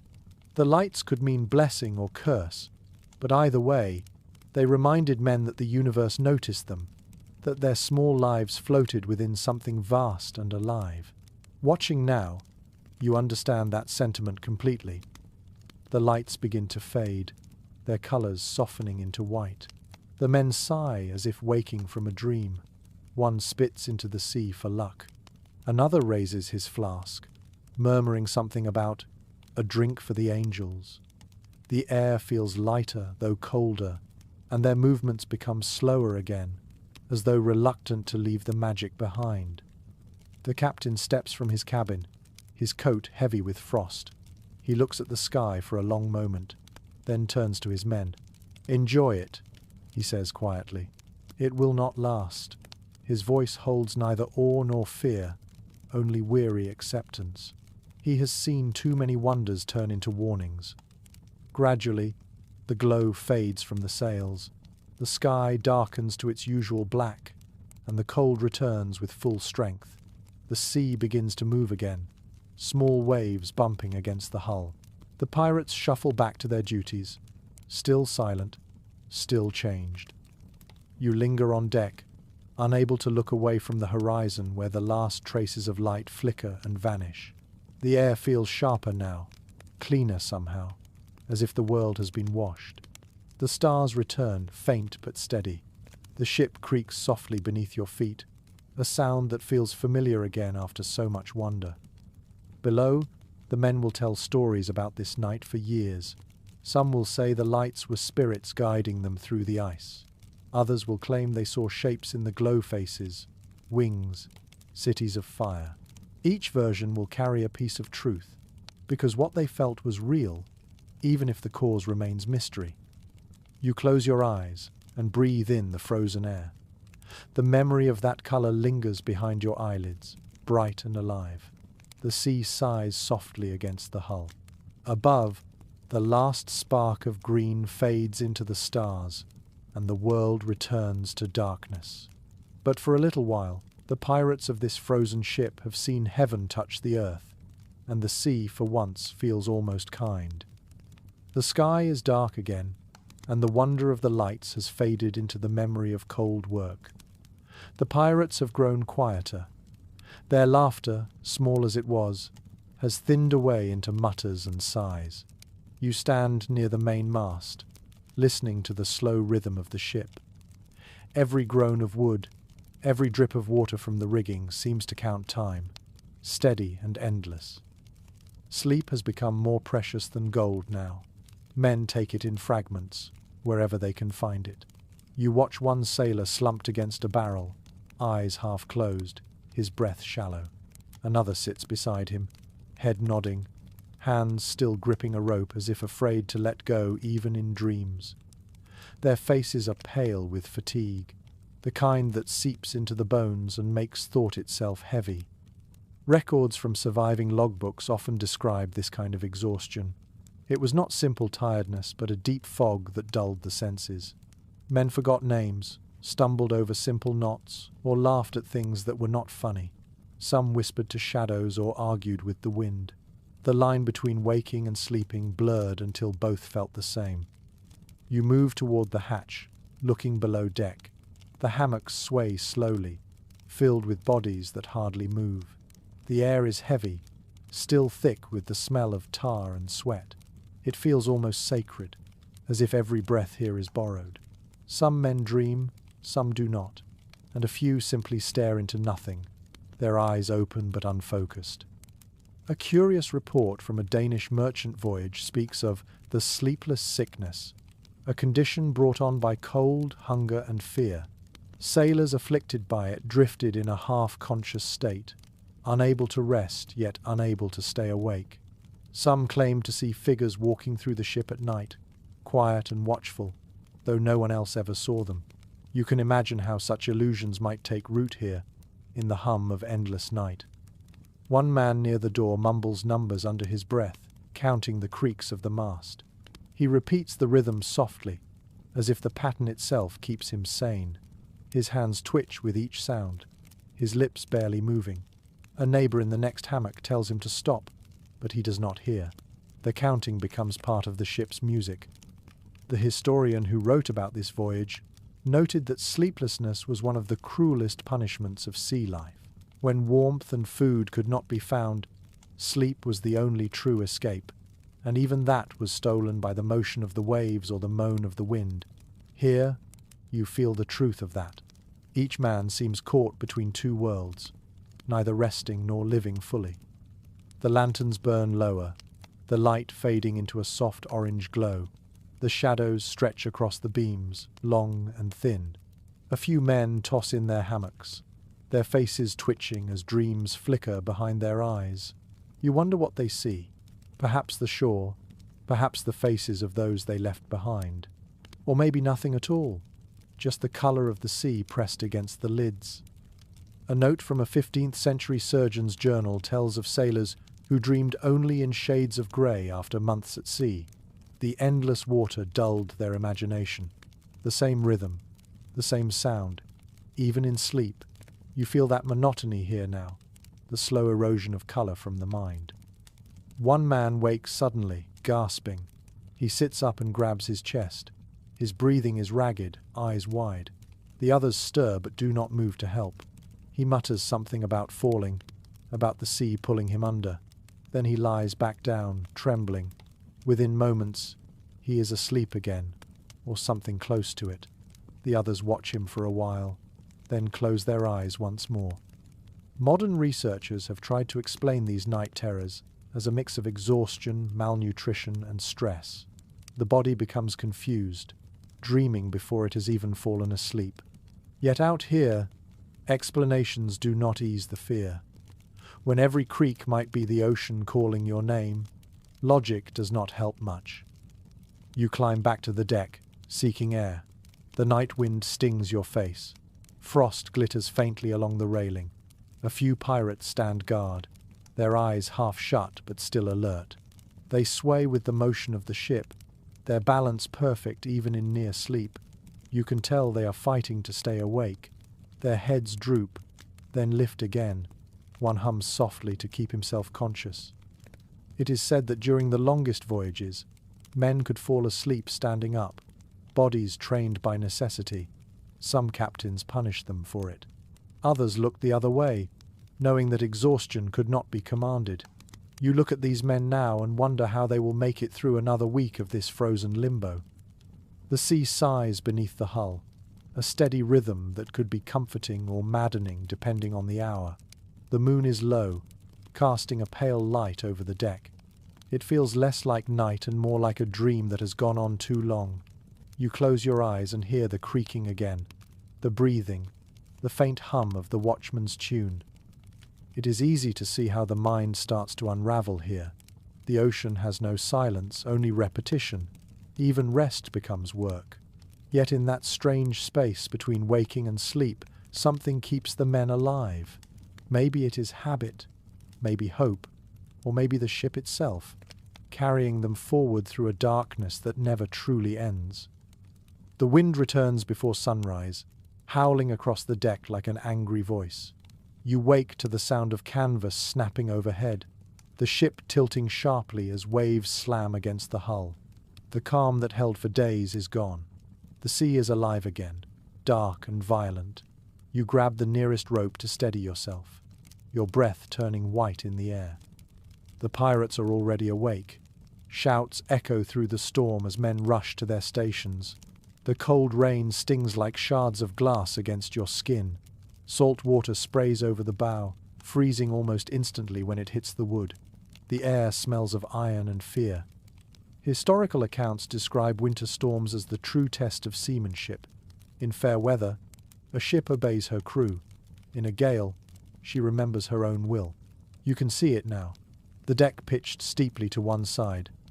Barrels breaking free, ropes snapping like whips. The men fight to regain control, their boots slipping on the slick planks.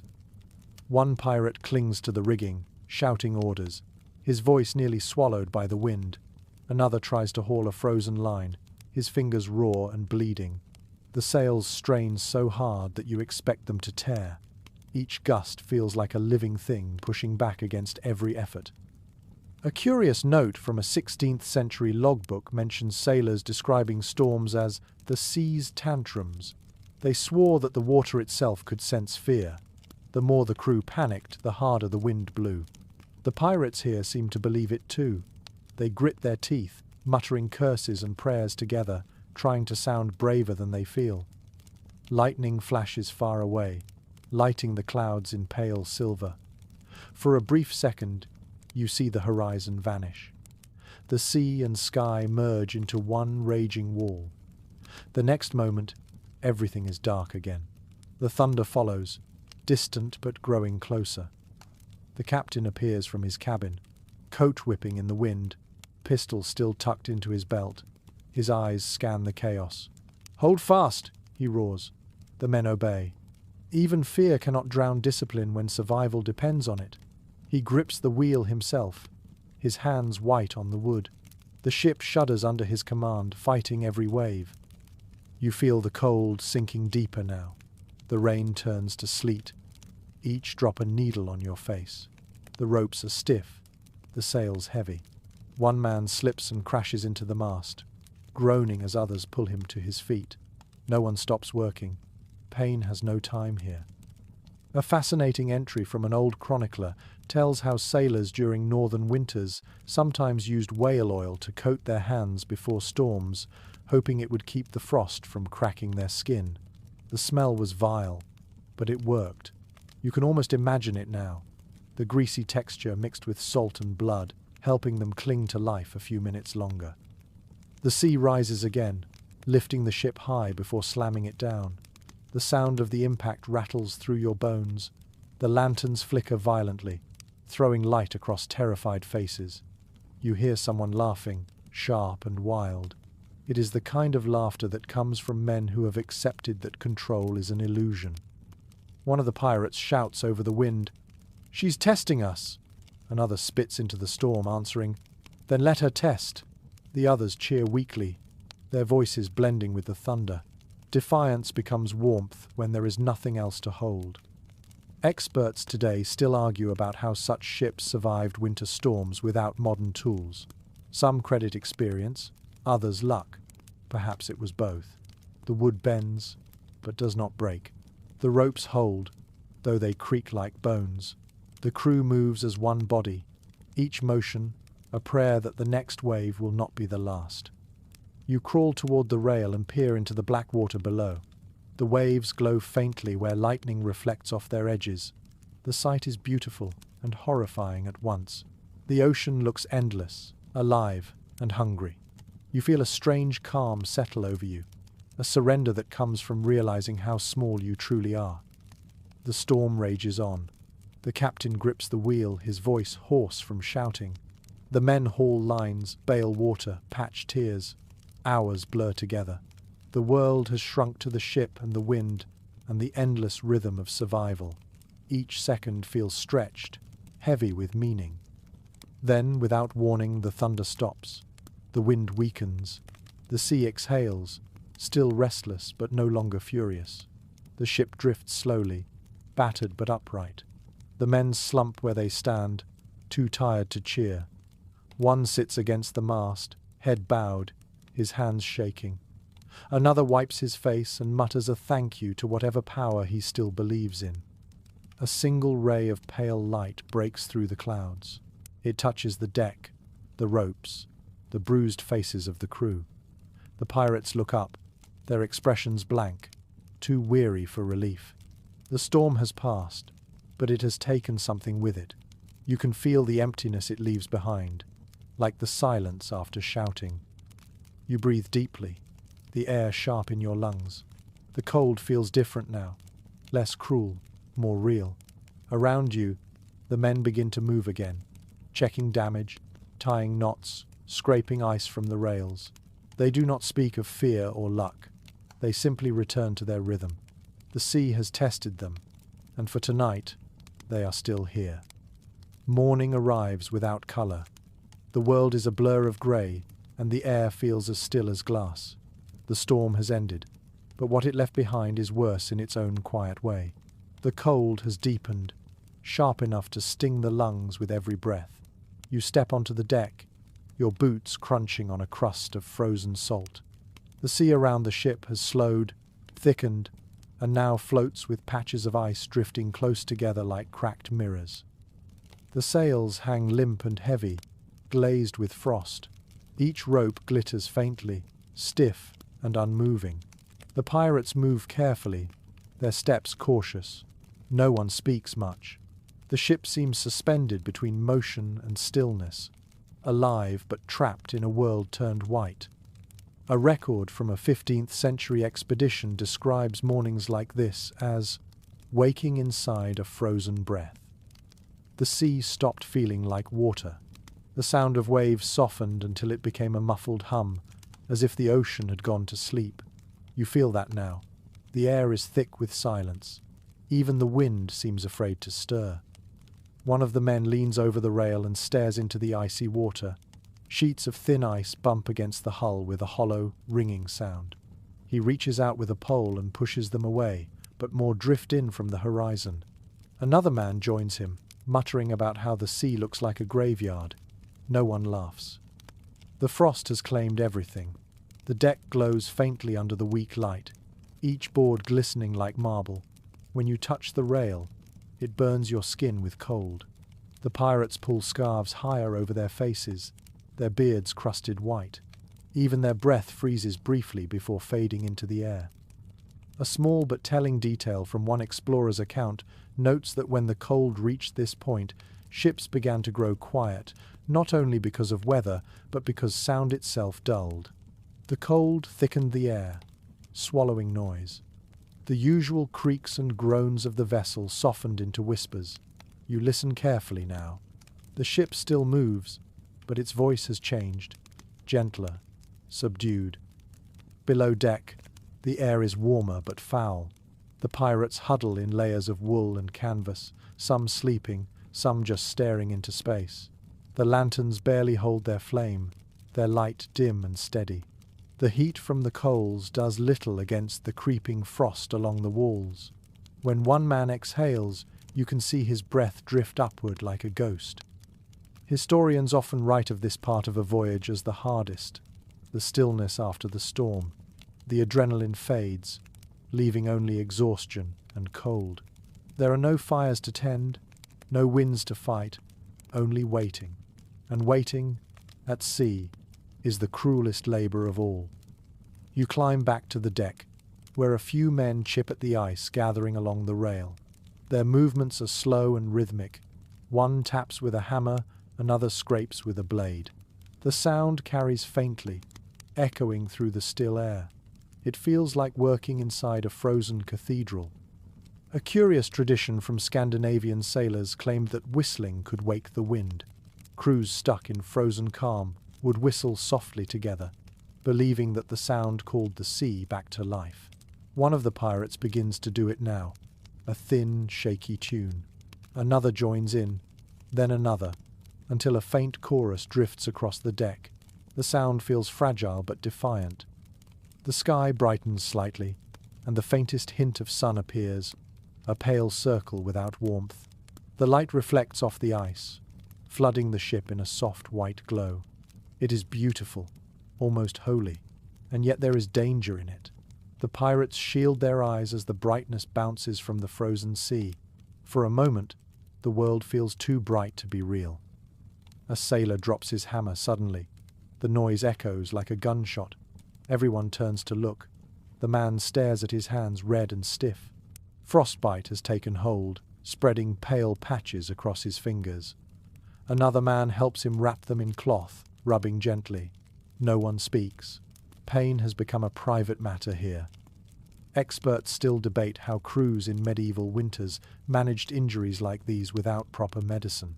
Some records describe heated stones pressed against the skin. Others mention wrapping hands in animal fat to keep blood flowing. The pirates here likely know a few of these tricks. Survival leaves little room for hesitation. The ship creaks again as a sheet of ice slides against its side. The sound is deep and slow, like the groan of something ancient. You look out over the horizon, where the sea has turned white. The ice spreads endlessly, glinting in the light. It feels as if the world itself has stopped breathing. One of the pirates murmurs that they have entered a place where time does not move. Another spits and says it is just the sea sleeping. Their words hang in the air, frost-laden and fragile. You find yourself hoping the second man is right. A detail from a medieval poem about northern sailors reads, "The sea lay still as thought, and our hearts froze with it. Standing here now, you understand what that means. The stillness is more frightening than the storm. There is no motion, no sound, only the vast white emptiness that swallows all sense of direction. You close your eyes for a moment, listening. The ice crackles faintly, the ship sighs, and the men's breathing blends into the sound. The sea, though frozen, still lives beneath it all, patient and waiting. And you realize that even in silence it is never truly still. The cold only hides the movement until it chooses to wake again. The ice thickens as the day drags on. The ship pushes forward inch by inch, its hull grinding against the frozen surface. The sound is deep and aching, like teeth on stone. You feel each vibration under your feet, a steady reminder that the ocean is no longer water but something harder, heavier, and crueler. The pirates move slowly now, their steps cautious. Every rope, every tool, every finger feels stiff. Even speech seems to take effort. The air is so cold that words turn to mist before they are finished. You can see breath hanging between them, like pale smoke. Near the bow, two men pry open a storage chest, their movements sluggish. Inside are pieces of loot wrapped in cloth, silver cups, coins, a gold chain tangled with bits of rope. They stare at the treasure for a moment, then close the lid without touching it. The gold looks strange in this light, pale and lifeless. Old chronicles from northern expeditions record similar moments, when wealth lost its meaning. Men who once killed for coins would trade all of it for a handful of warmth. One sailor wrote, "The ice made fools of us. For what use is gold when the fingers that hold it are frozen?" You see that truth written in the pirate's eyes. A curious entry from a captured ship's ledger tells of pirates hiding their loot inside barrels of salted meat to keep it from freezing and splitting. When they opened the barrels weeks later, the coins had turned black from the salt. The crew threw most of it overboard, disgusted. Treasure, after all, cannot feed or warm you. The pirates gather near the main mast where a small fire glows inside an iron bowl. The flame burns low and blue, fed by scraps of tar and broken wood. They hold their hands over it, silent. The light glints off their faces, off the dull metal trinkets they wear, and for a moment the fire's flicker looks like reflected gold. One of them laughs softly, though it is not a cheerful sound. "All the riches in the world," he says, "and we're burning bits of our own ship." The others chuckle weakly, nodding. The joke tastes bitter in the cold air. Historians who study piracy in the North Atlantic often note that greed did not vanish in winter. It simply changed form. When survival became the only currency, warmth was worth more than silver, and a piece of bread carried the weight of a king's ransom. You can feel that inversion here, in the way the men guard the fire more fiercely than the gold below deck. The ice scrapes louder against the hull, a sound that makes everyone flinch. The captain appears, his coat lined with frost, his expression grim. "She's slowing," he says, his voice barely above a whisper. The crew looks out toward the horizon, where sheets of ice stretch as far as the eye can see. Some are jagged like broken glass, others smooth as polished stone. The path forward is vanishing. A strange practice from a 15th century whaling crew is mentioned in a surviving diary. To keep hope alive, men would toss a single coin into the ice and make a wish for thaw. It was a ritual of faith more than logic. One of the pirates does something similar now. He pulls a small coin from his pocket, kisses it, and throws it into the frozen water. It skitters across the surface, ringing faintly before disappearing into a crack. No one mocks him. They all watch until the sound fades. The wind shifts, carrying the faint scent of salt and smoke. The fire sputters, and one man shields it with his hands. Another wraps his cloak tighter and mutters, "The sea takes what it gave." His words feel heavy, a truth no one wants to face aloud. Experts continue to argue whether pirates sailing northern routes ever lost entire ships to the ice, as Arctic explorers later did. Evidence is scarce, but the legends say yes. They speak of vessels found years later, trapped in solid ice, their decks coated in frost, their crews still aboard, preserved like statues. Looking around this ship, you can almost believe it could happen tonight. The cat pads across the deck, pausing near the fire. It curls beside the iron bowl, tail twitching slowly. The men watch it, some smiling faintly. Its fur catches the light, gleaming like warm ash. In this frozen world, even that small movement feels alive, a sign that something still resists the cold. The sun begins to sink again, a pale disk swallowed by clouds. The light fades quickly, leaving behind a strange glow that reflects from the ice. The ship looks ghostly now, floating in a world of silver and grey. The air grows quieter, the sound of grinding ice slowing to an occasional groan. One pirate holds out his hand, catching flakes of snow. "Looks like ash," he says softly. Another nods. "Maybe it is." The words drift away before anyone can answer. You look down at your boots, half buried in frost, and realize how small your movements have become. Every breath feels slower, every thought weighed down by the cold. Yet somewhere deep below, the sea is still moving. You can feel it in the faint sway of the deck, a pulse that refuses to die. The fire flickers again, its glow shrinking. One man feeds it the last scrap of wood. The flame catches for a moment, then steadies. The pirates lean closer, their faces ghostly in the dim light. Around them lies all the wealth they ever wanted, frozen and useless. What keeps them alive now is not gold but each other's breath, the rhythm of hearts still beating in defiance of the cold. The night that follows feels endless. The wind has stilled again, but the silence carries a weight that makes even breathing sound too loud. You move across the deck carefully, your boots crunching softly on the thin crust of frost. The world is so still that each sound seems to echo across miles. The pirates barely move now. Most lie in their hammocks or huddle near the galley, conserving strength. Every movement costs effort. Every thought drags like an anchor. When morning finally comes, it arrives without color. The sky and sea merge into the same dull gray, making it impossible to tell where one ends and the other begins. The ice that surrounded the ship has loosened slightly, broken by the faint push of the current. The ship creaks, sighing as if waking from a deep sleep. One by one, the pirates stir. They look like shadows of their former selves. Faces gaunt, lips cracked, eyes dull with exhaustion.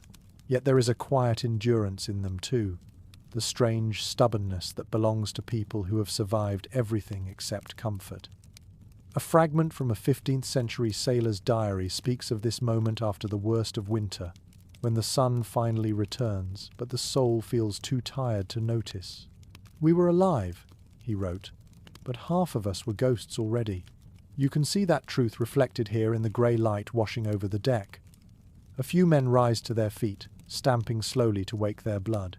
One pours a trickle of rum into a tin cup, hands shaking as he passes it around. They drink in silence. The warmth spreads briefly through their bodies, a tiny rebellion against the cold. The ship rocks gently now, as if testing its own strength. The ice groans beneath it, splitting in slow cracks that echo like distant thunder. The men pause to listen. The sound of ice breaking means freedom. It also means danger, for sharp edges can tear through the hull as easily as blades. They hold still, waiting to see which it will be. The captain appears on deck, shoulders hunched, face grey under the frost. He glances at the horizon, where faint light glows through the mist. "It's moving," he says quietly. His voice is hoarse but steady. A few men look up, hope flickering weakly in their eyes. A curious passage from an early explorer's account describes the first sunrise after weeks of darkness. The writer called it a wound of light in a frozen world. You feel the same sensation now as the sky brightens, the pale sun lifting above the edge of the sea. Its warmth is weak, but its presence alone seems to wake the ship. The pirates straighten slowly, turning their faces toward the light. They stand close together, sharing the little heat it offers. Some smile faintly, Others close their eyes, as if afraid it might disappear. The glow paints their cheeks in pale gold, bringing life back into the scene for the first time in weeks. A small sound interrupts the stillness, the crackle of rope snapping somewhere above. Everyone looks up. A line of ice has formed across the mainsail, and as it thaws unevenly, the tension pulls too tight. The captain shouts a quick order, and two men climb the rigging to fix it. Their movements are clumsy, but their determination is fierce. You can feel the ship awaken again, creaking, shifting, alive. One pirate begins to sing softly under his breath. The tune is simple and slow, a song about ports and warmth and women left behind. Others join in quietly, their voices rough but steady. The sound fills the air, fragile but real. It spreads across the ship like a returning heartbeat. Historians often debate what kept crews like these from giving up during winters that stripped them of everything. Some say superstition, others discipline or luck. But looking at these men now, it feels simpler than that. What keeps them alive is the rhythm they share, the belief that another sunrise always comes. The sun climbs higher, and for the first time in days, it feels almost warm on your face. You watch as the ice continues to drift apart, breaking in slow, graceful movements. The sound is deep and echoing, a kind of music in itself. One man laughs softly. Another whispers, "She's letting us go." The captain stands by the wheel, watching the horizon. His coat flutters faintly in the breeze. He does not smile, but there is a softness in his eyes now, a quiet gratitude. He looks at his men, then at the sea, and nods once, as if acknowledging a truce. A curious story told in the ports of Bergen speaks of ships that survived impossible winters because the ocean pitied them. Sailors swore the sea could grow tired of cruelty, releasing those who had learned humility. Whether true or not, you can almost believe it here. The ice parts slowly, and the ship drifts forward into open water. The men cheer, weak but sincere. Their voices echo over the frozen expanse carried by the faint wind. The cat darts across the deck, tail high, chasing a patch of sunlight. For the first time in weeks, you hear laughter without bitterness. You grip the railing, feeling the ship tremble as it moves again. The sound of creaking wood returns, louder now, fuller. The sea is still cold and merciless, but it is moving, and movement is life. The pirates gather near the bow, watching the horizon brighten. They look like survivors of a dream too long held, their faces lined with fatigue but touched by hope. In the glow of morning, they are no longer just men of violence and greed. They are simply human beings who have endured the impossible. The ship pushes forward through the last fragments of ice, and behind it, the frozen sea closes quietly, leaving no trace of the struggle. Ahead, the open water waits, dark but alive, and for the first time in a long while, the air carries the faint scent of salt instead of death. The ship drifts toward the southern winds at last. The sea, though still cold, begins to breathe again. The ice has loosened its grip, and water ripples in small waves that gleam faintly under the weak Sunday. The air feels lighter. It carries the first scent of open water, that sharp tang of salt and freedom. The pirates move slowly, but with purpose. The stiffness in their limbs begins to fade, replaced by quiet energy. The sound of ropes tightening, sails flapping, and boots against the deck fills the air again. It is not the noise of triumph, but of return. They are alive, and that is enough. One of the men laughs, a dry, broken sound. Another claps him on the back. Their smiles are faint but real. You can sense a change among them, something softer than before. The long nights of frost and fear have stripped them of their bravado. What remains is a kind of honesty, born from survival. A record from a 15th century Dutch ship describes this same moment after a long freeze. The writer called it the thaw of the soul. When warmth returned, so did laughter, and the simplest things became miracles. A warm breeze, a soft wave, a bird in the distance. You can see that awakening here as well. The cat stretches on the deck, its fur catching the Sunday. It yawns, curls its tail, and begins to chase a bit of rope moving in the wind. The men stop to watch for a moment. One shakes his head and mutters that the beast is braver than all of them. The others chuckle quietly. The sound carries across the water, gentle and human. A curious entry in a sailor's log from the Baltic tells how, after long winters, crews often forgot the sound of their own laughter. The first time they heard it again, they would stop and listen, as if afraid it might break. You feel the same stillness here now as the laughter fades, fragile but precious. The sun climbs higher, pale and hesitant. The light spreads across the deck, warming the wood until the frost begins to melt in thin rivulets. Drops of water fall from the ropes and rigging, each one catching the light like a small gem. The ship smells different now: wet wood, thawing tar, and faint smoke from the galley, life returning in scent and sound. Historians still question how pirate crews handled the first days after surviving such hardship. Some believe they celebrated wildly at the next port, drowning fear in drink and noise. Others think they grew quiet, unwilling to break the spell of survival. Watching these men, it feels closer to the latter. Their joy is not loud. It hums softly beneath their movements, a rhythm that matches the calm sea.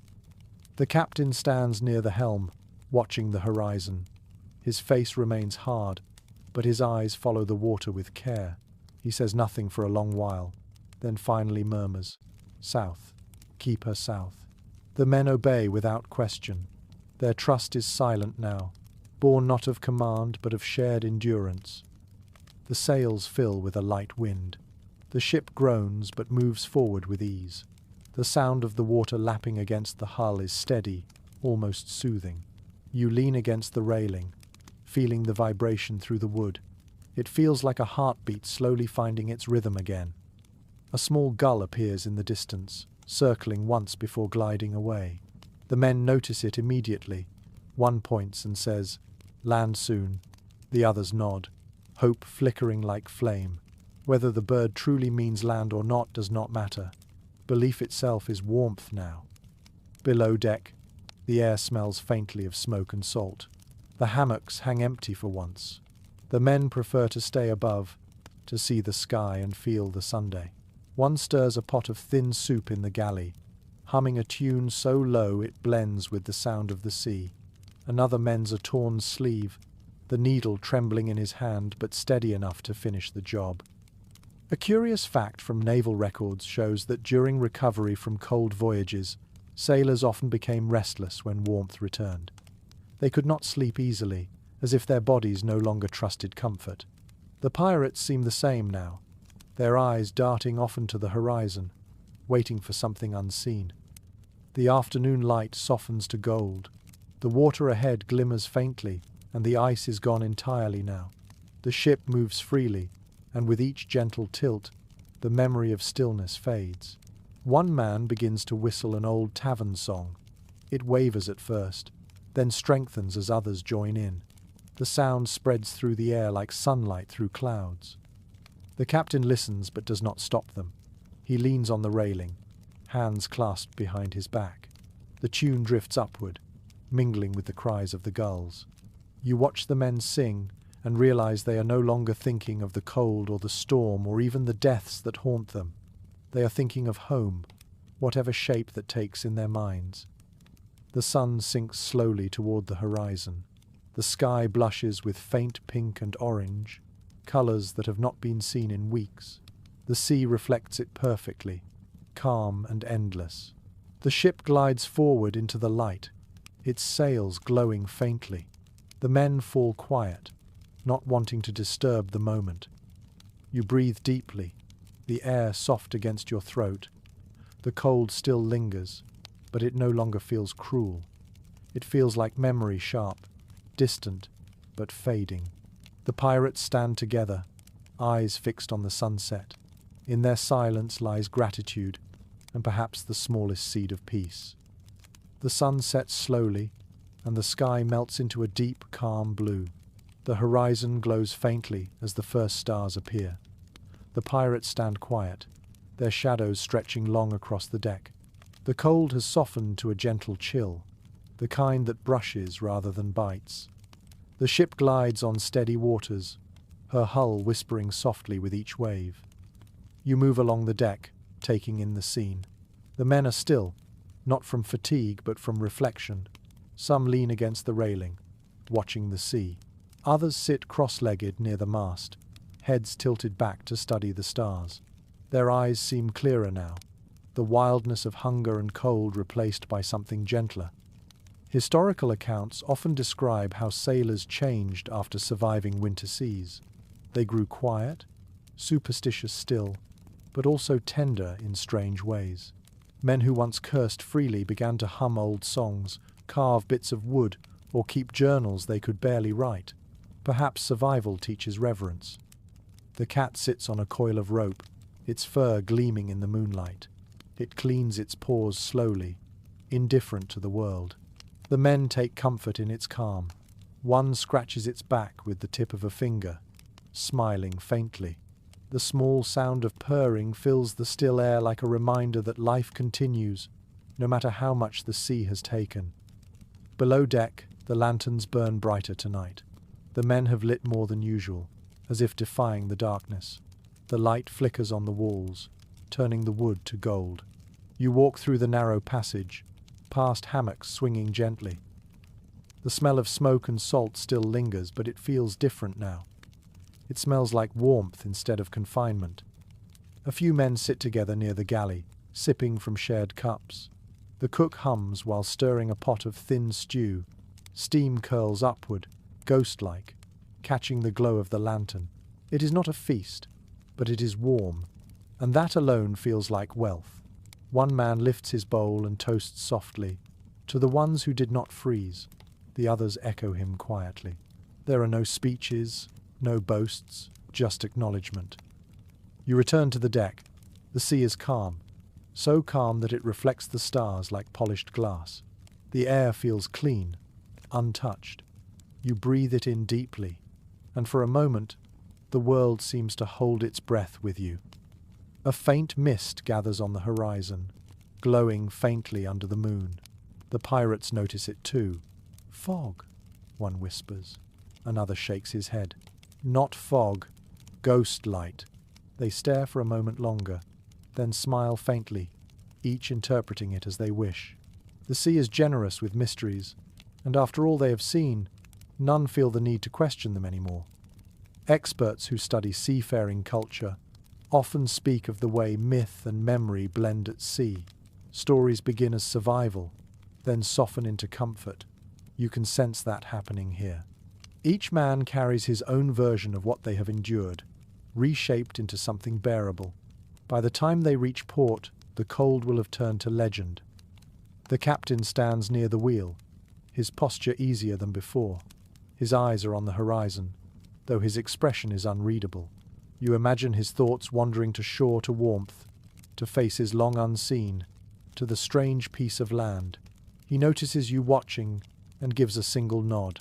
It feels like gratitude, or maybe farewell. The night grows quieter still. One by one the pirates drift toward rest. The hammocks fill again, swaying lightly. The air carries the rhythm of breathing and the occasional snore. The ship's timbers creak softly, a lullaby for the weary. You stand by the railing, staring at the faint glow on the water. The fog thickens, wrapping the ship in silver. The sea murmurs, gentle and endless. The sound is not threatening now, but soothing, like the world whispering a secret you almost understand. You close your eyes, and the cold air touches your face like a hand in blessing. You think of the nights before, the frost, the fear, the fire that barely warmed. All of it feels far away now, softened by survival. The pirates who sleep below have crossed something invisible, not just a sea of ice, but the edge between endurance and understanding.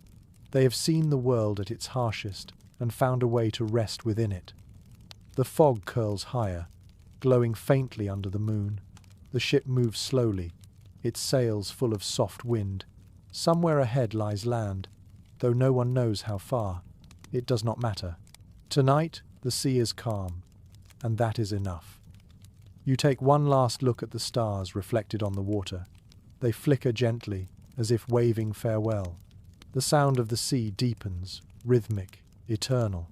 The cold no longer bites.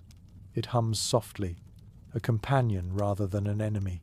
You breathe in, close your eyes, and let the world fade into that sound. The sea drifts around you now, a cradle instead of a threat.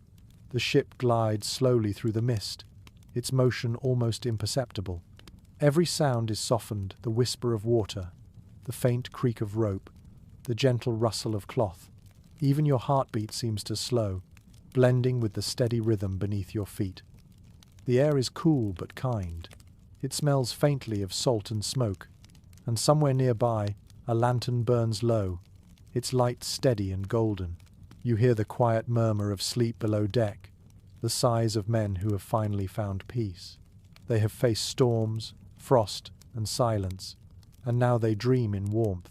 The ship itself seems to breathe with them, exhaling gently into the night. You let your eyes wander across the horizon. The mist has thickened into a soft wall of silver, glowing faintly under the moon. Beyond it, the world is still and vast. Somewhere out there lies a distant shore, but there is no hurry to find it. For now, there is only calm. You rest your hands on the railing. The wood feels smooth and cool, solid beneath your fingers. The ship rocks gently, each movement slower than the last. The stars shimmer above, mirrored perfectly in the quiet water below. Everything has come full circle. You inhale once more, deeply, and let the air settle inside you.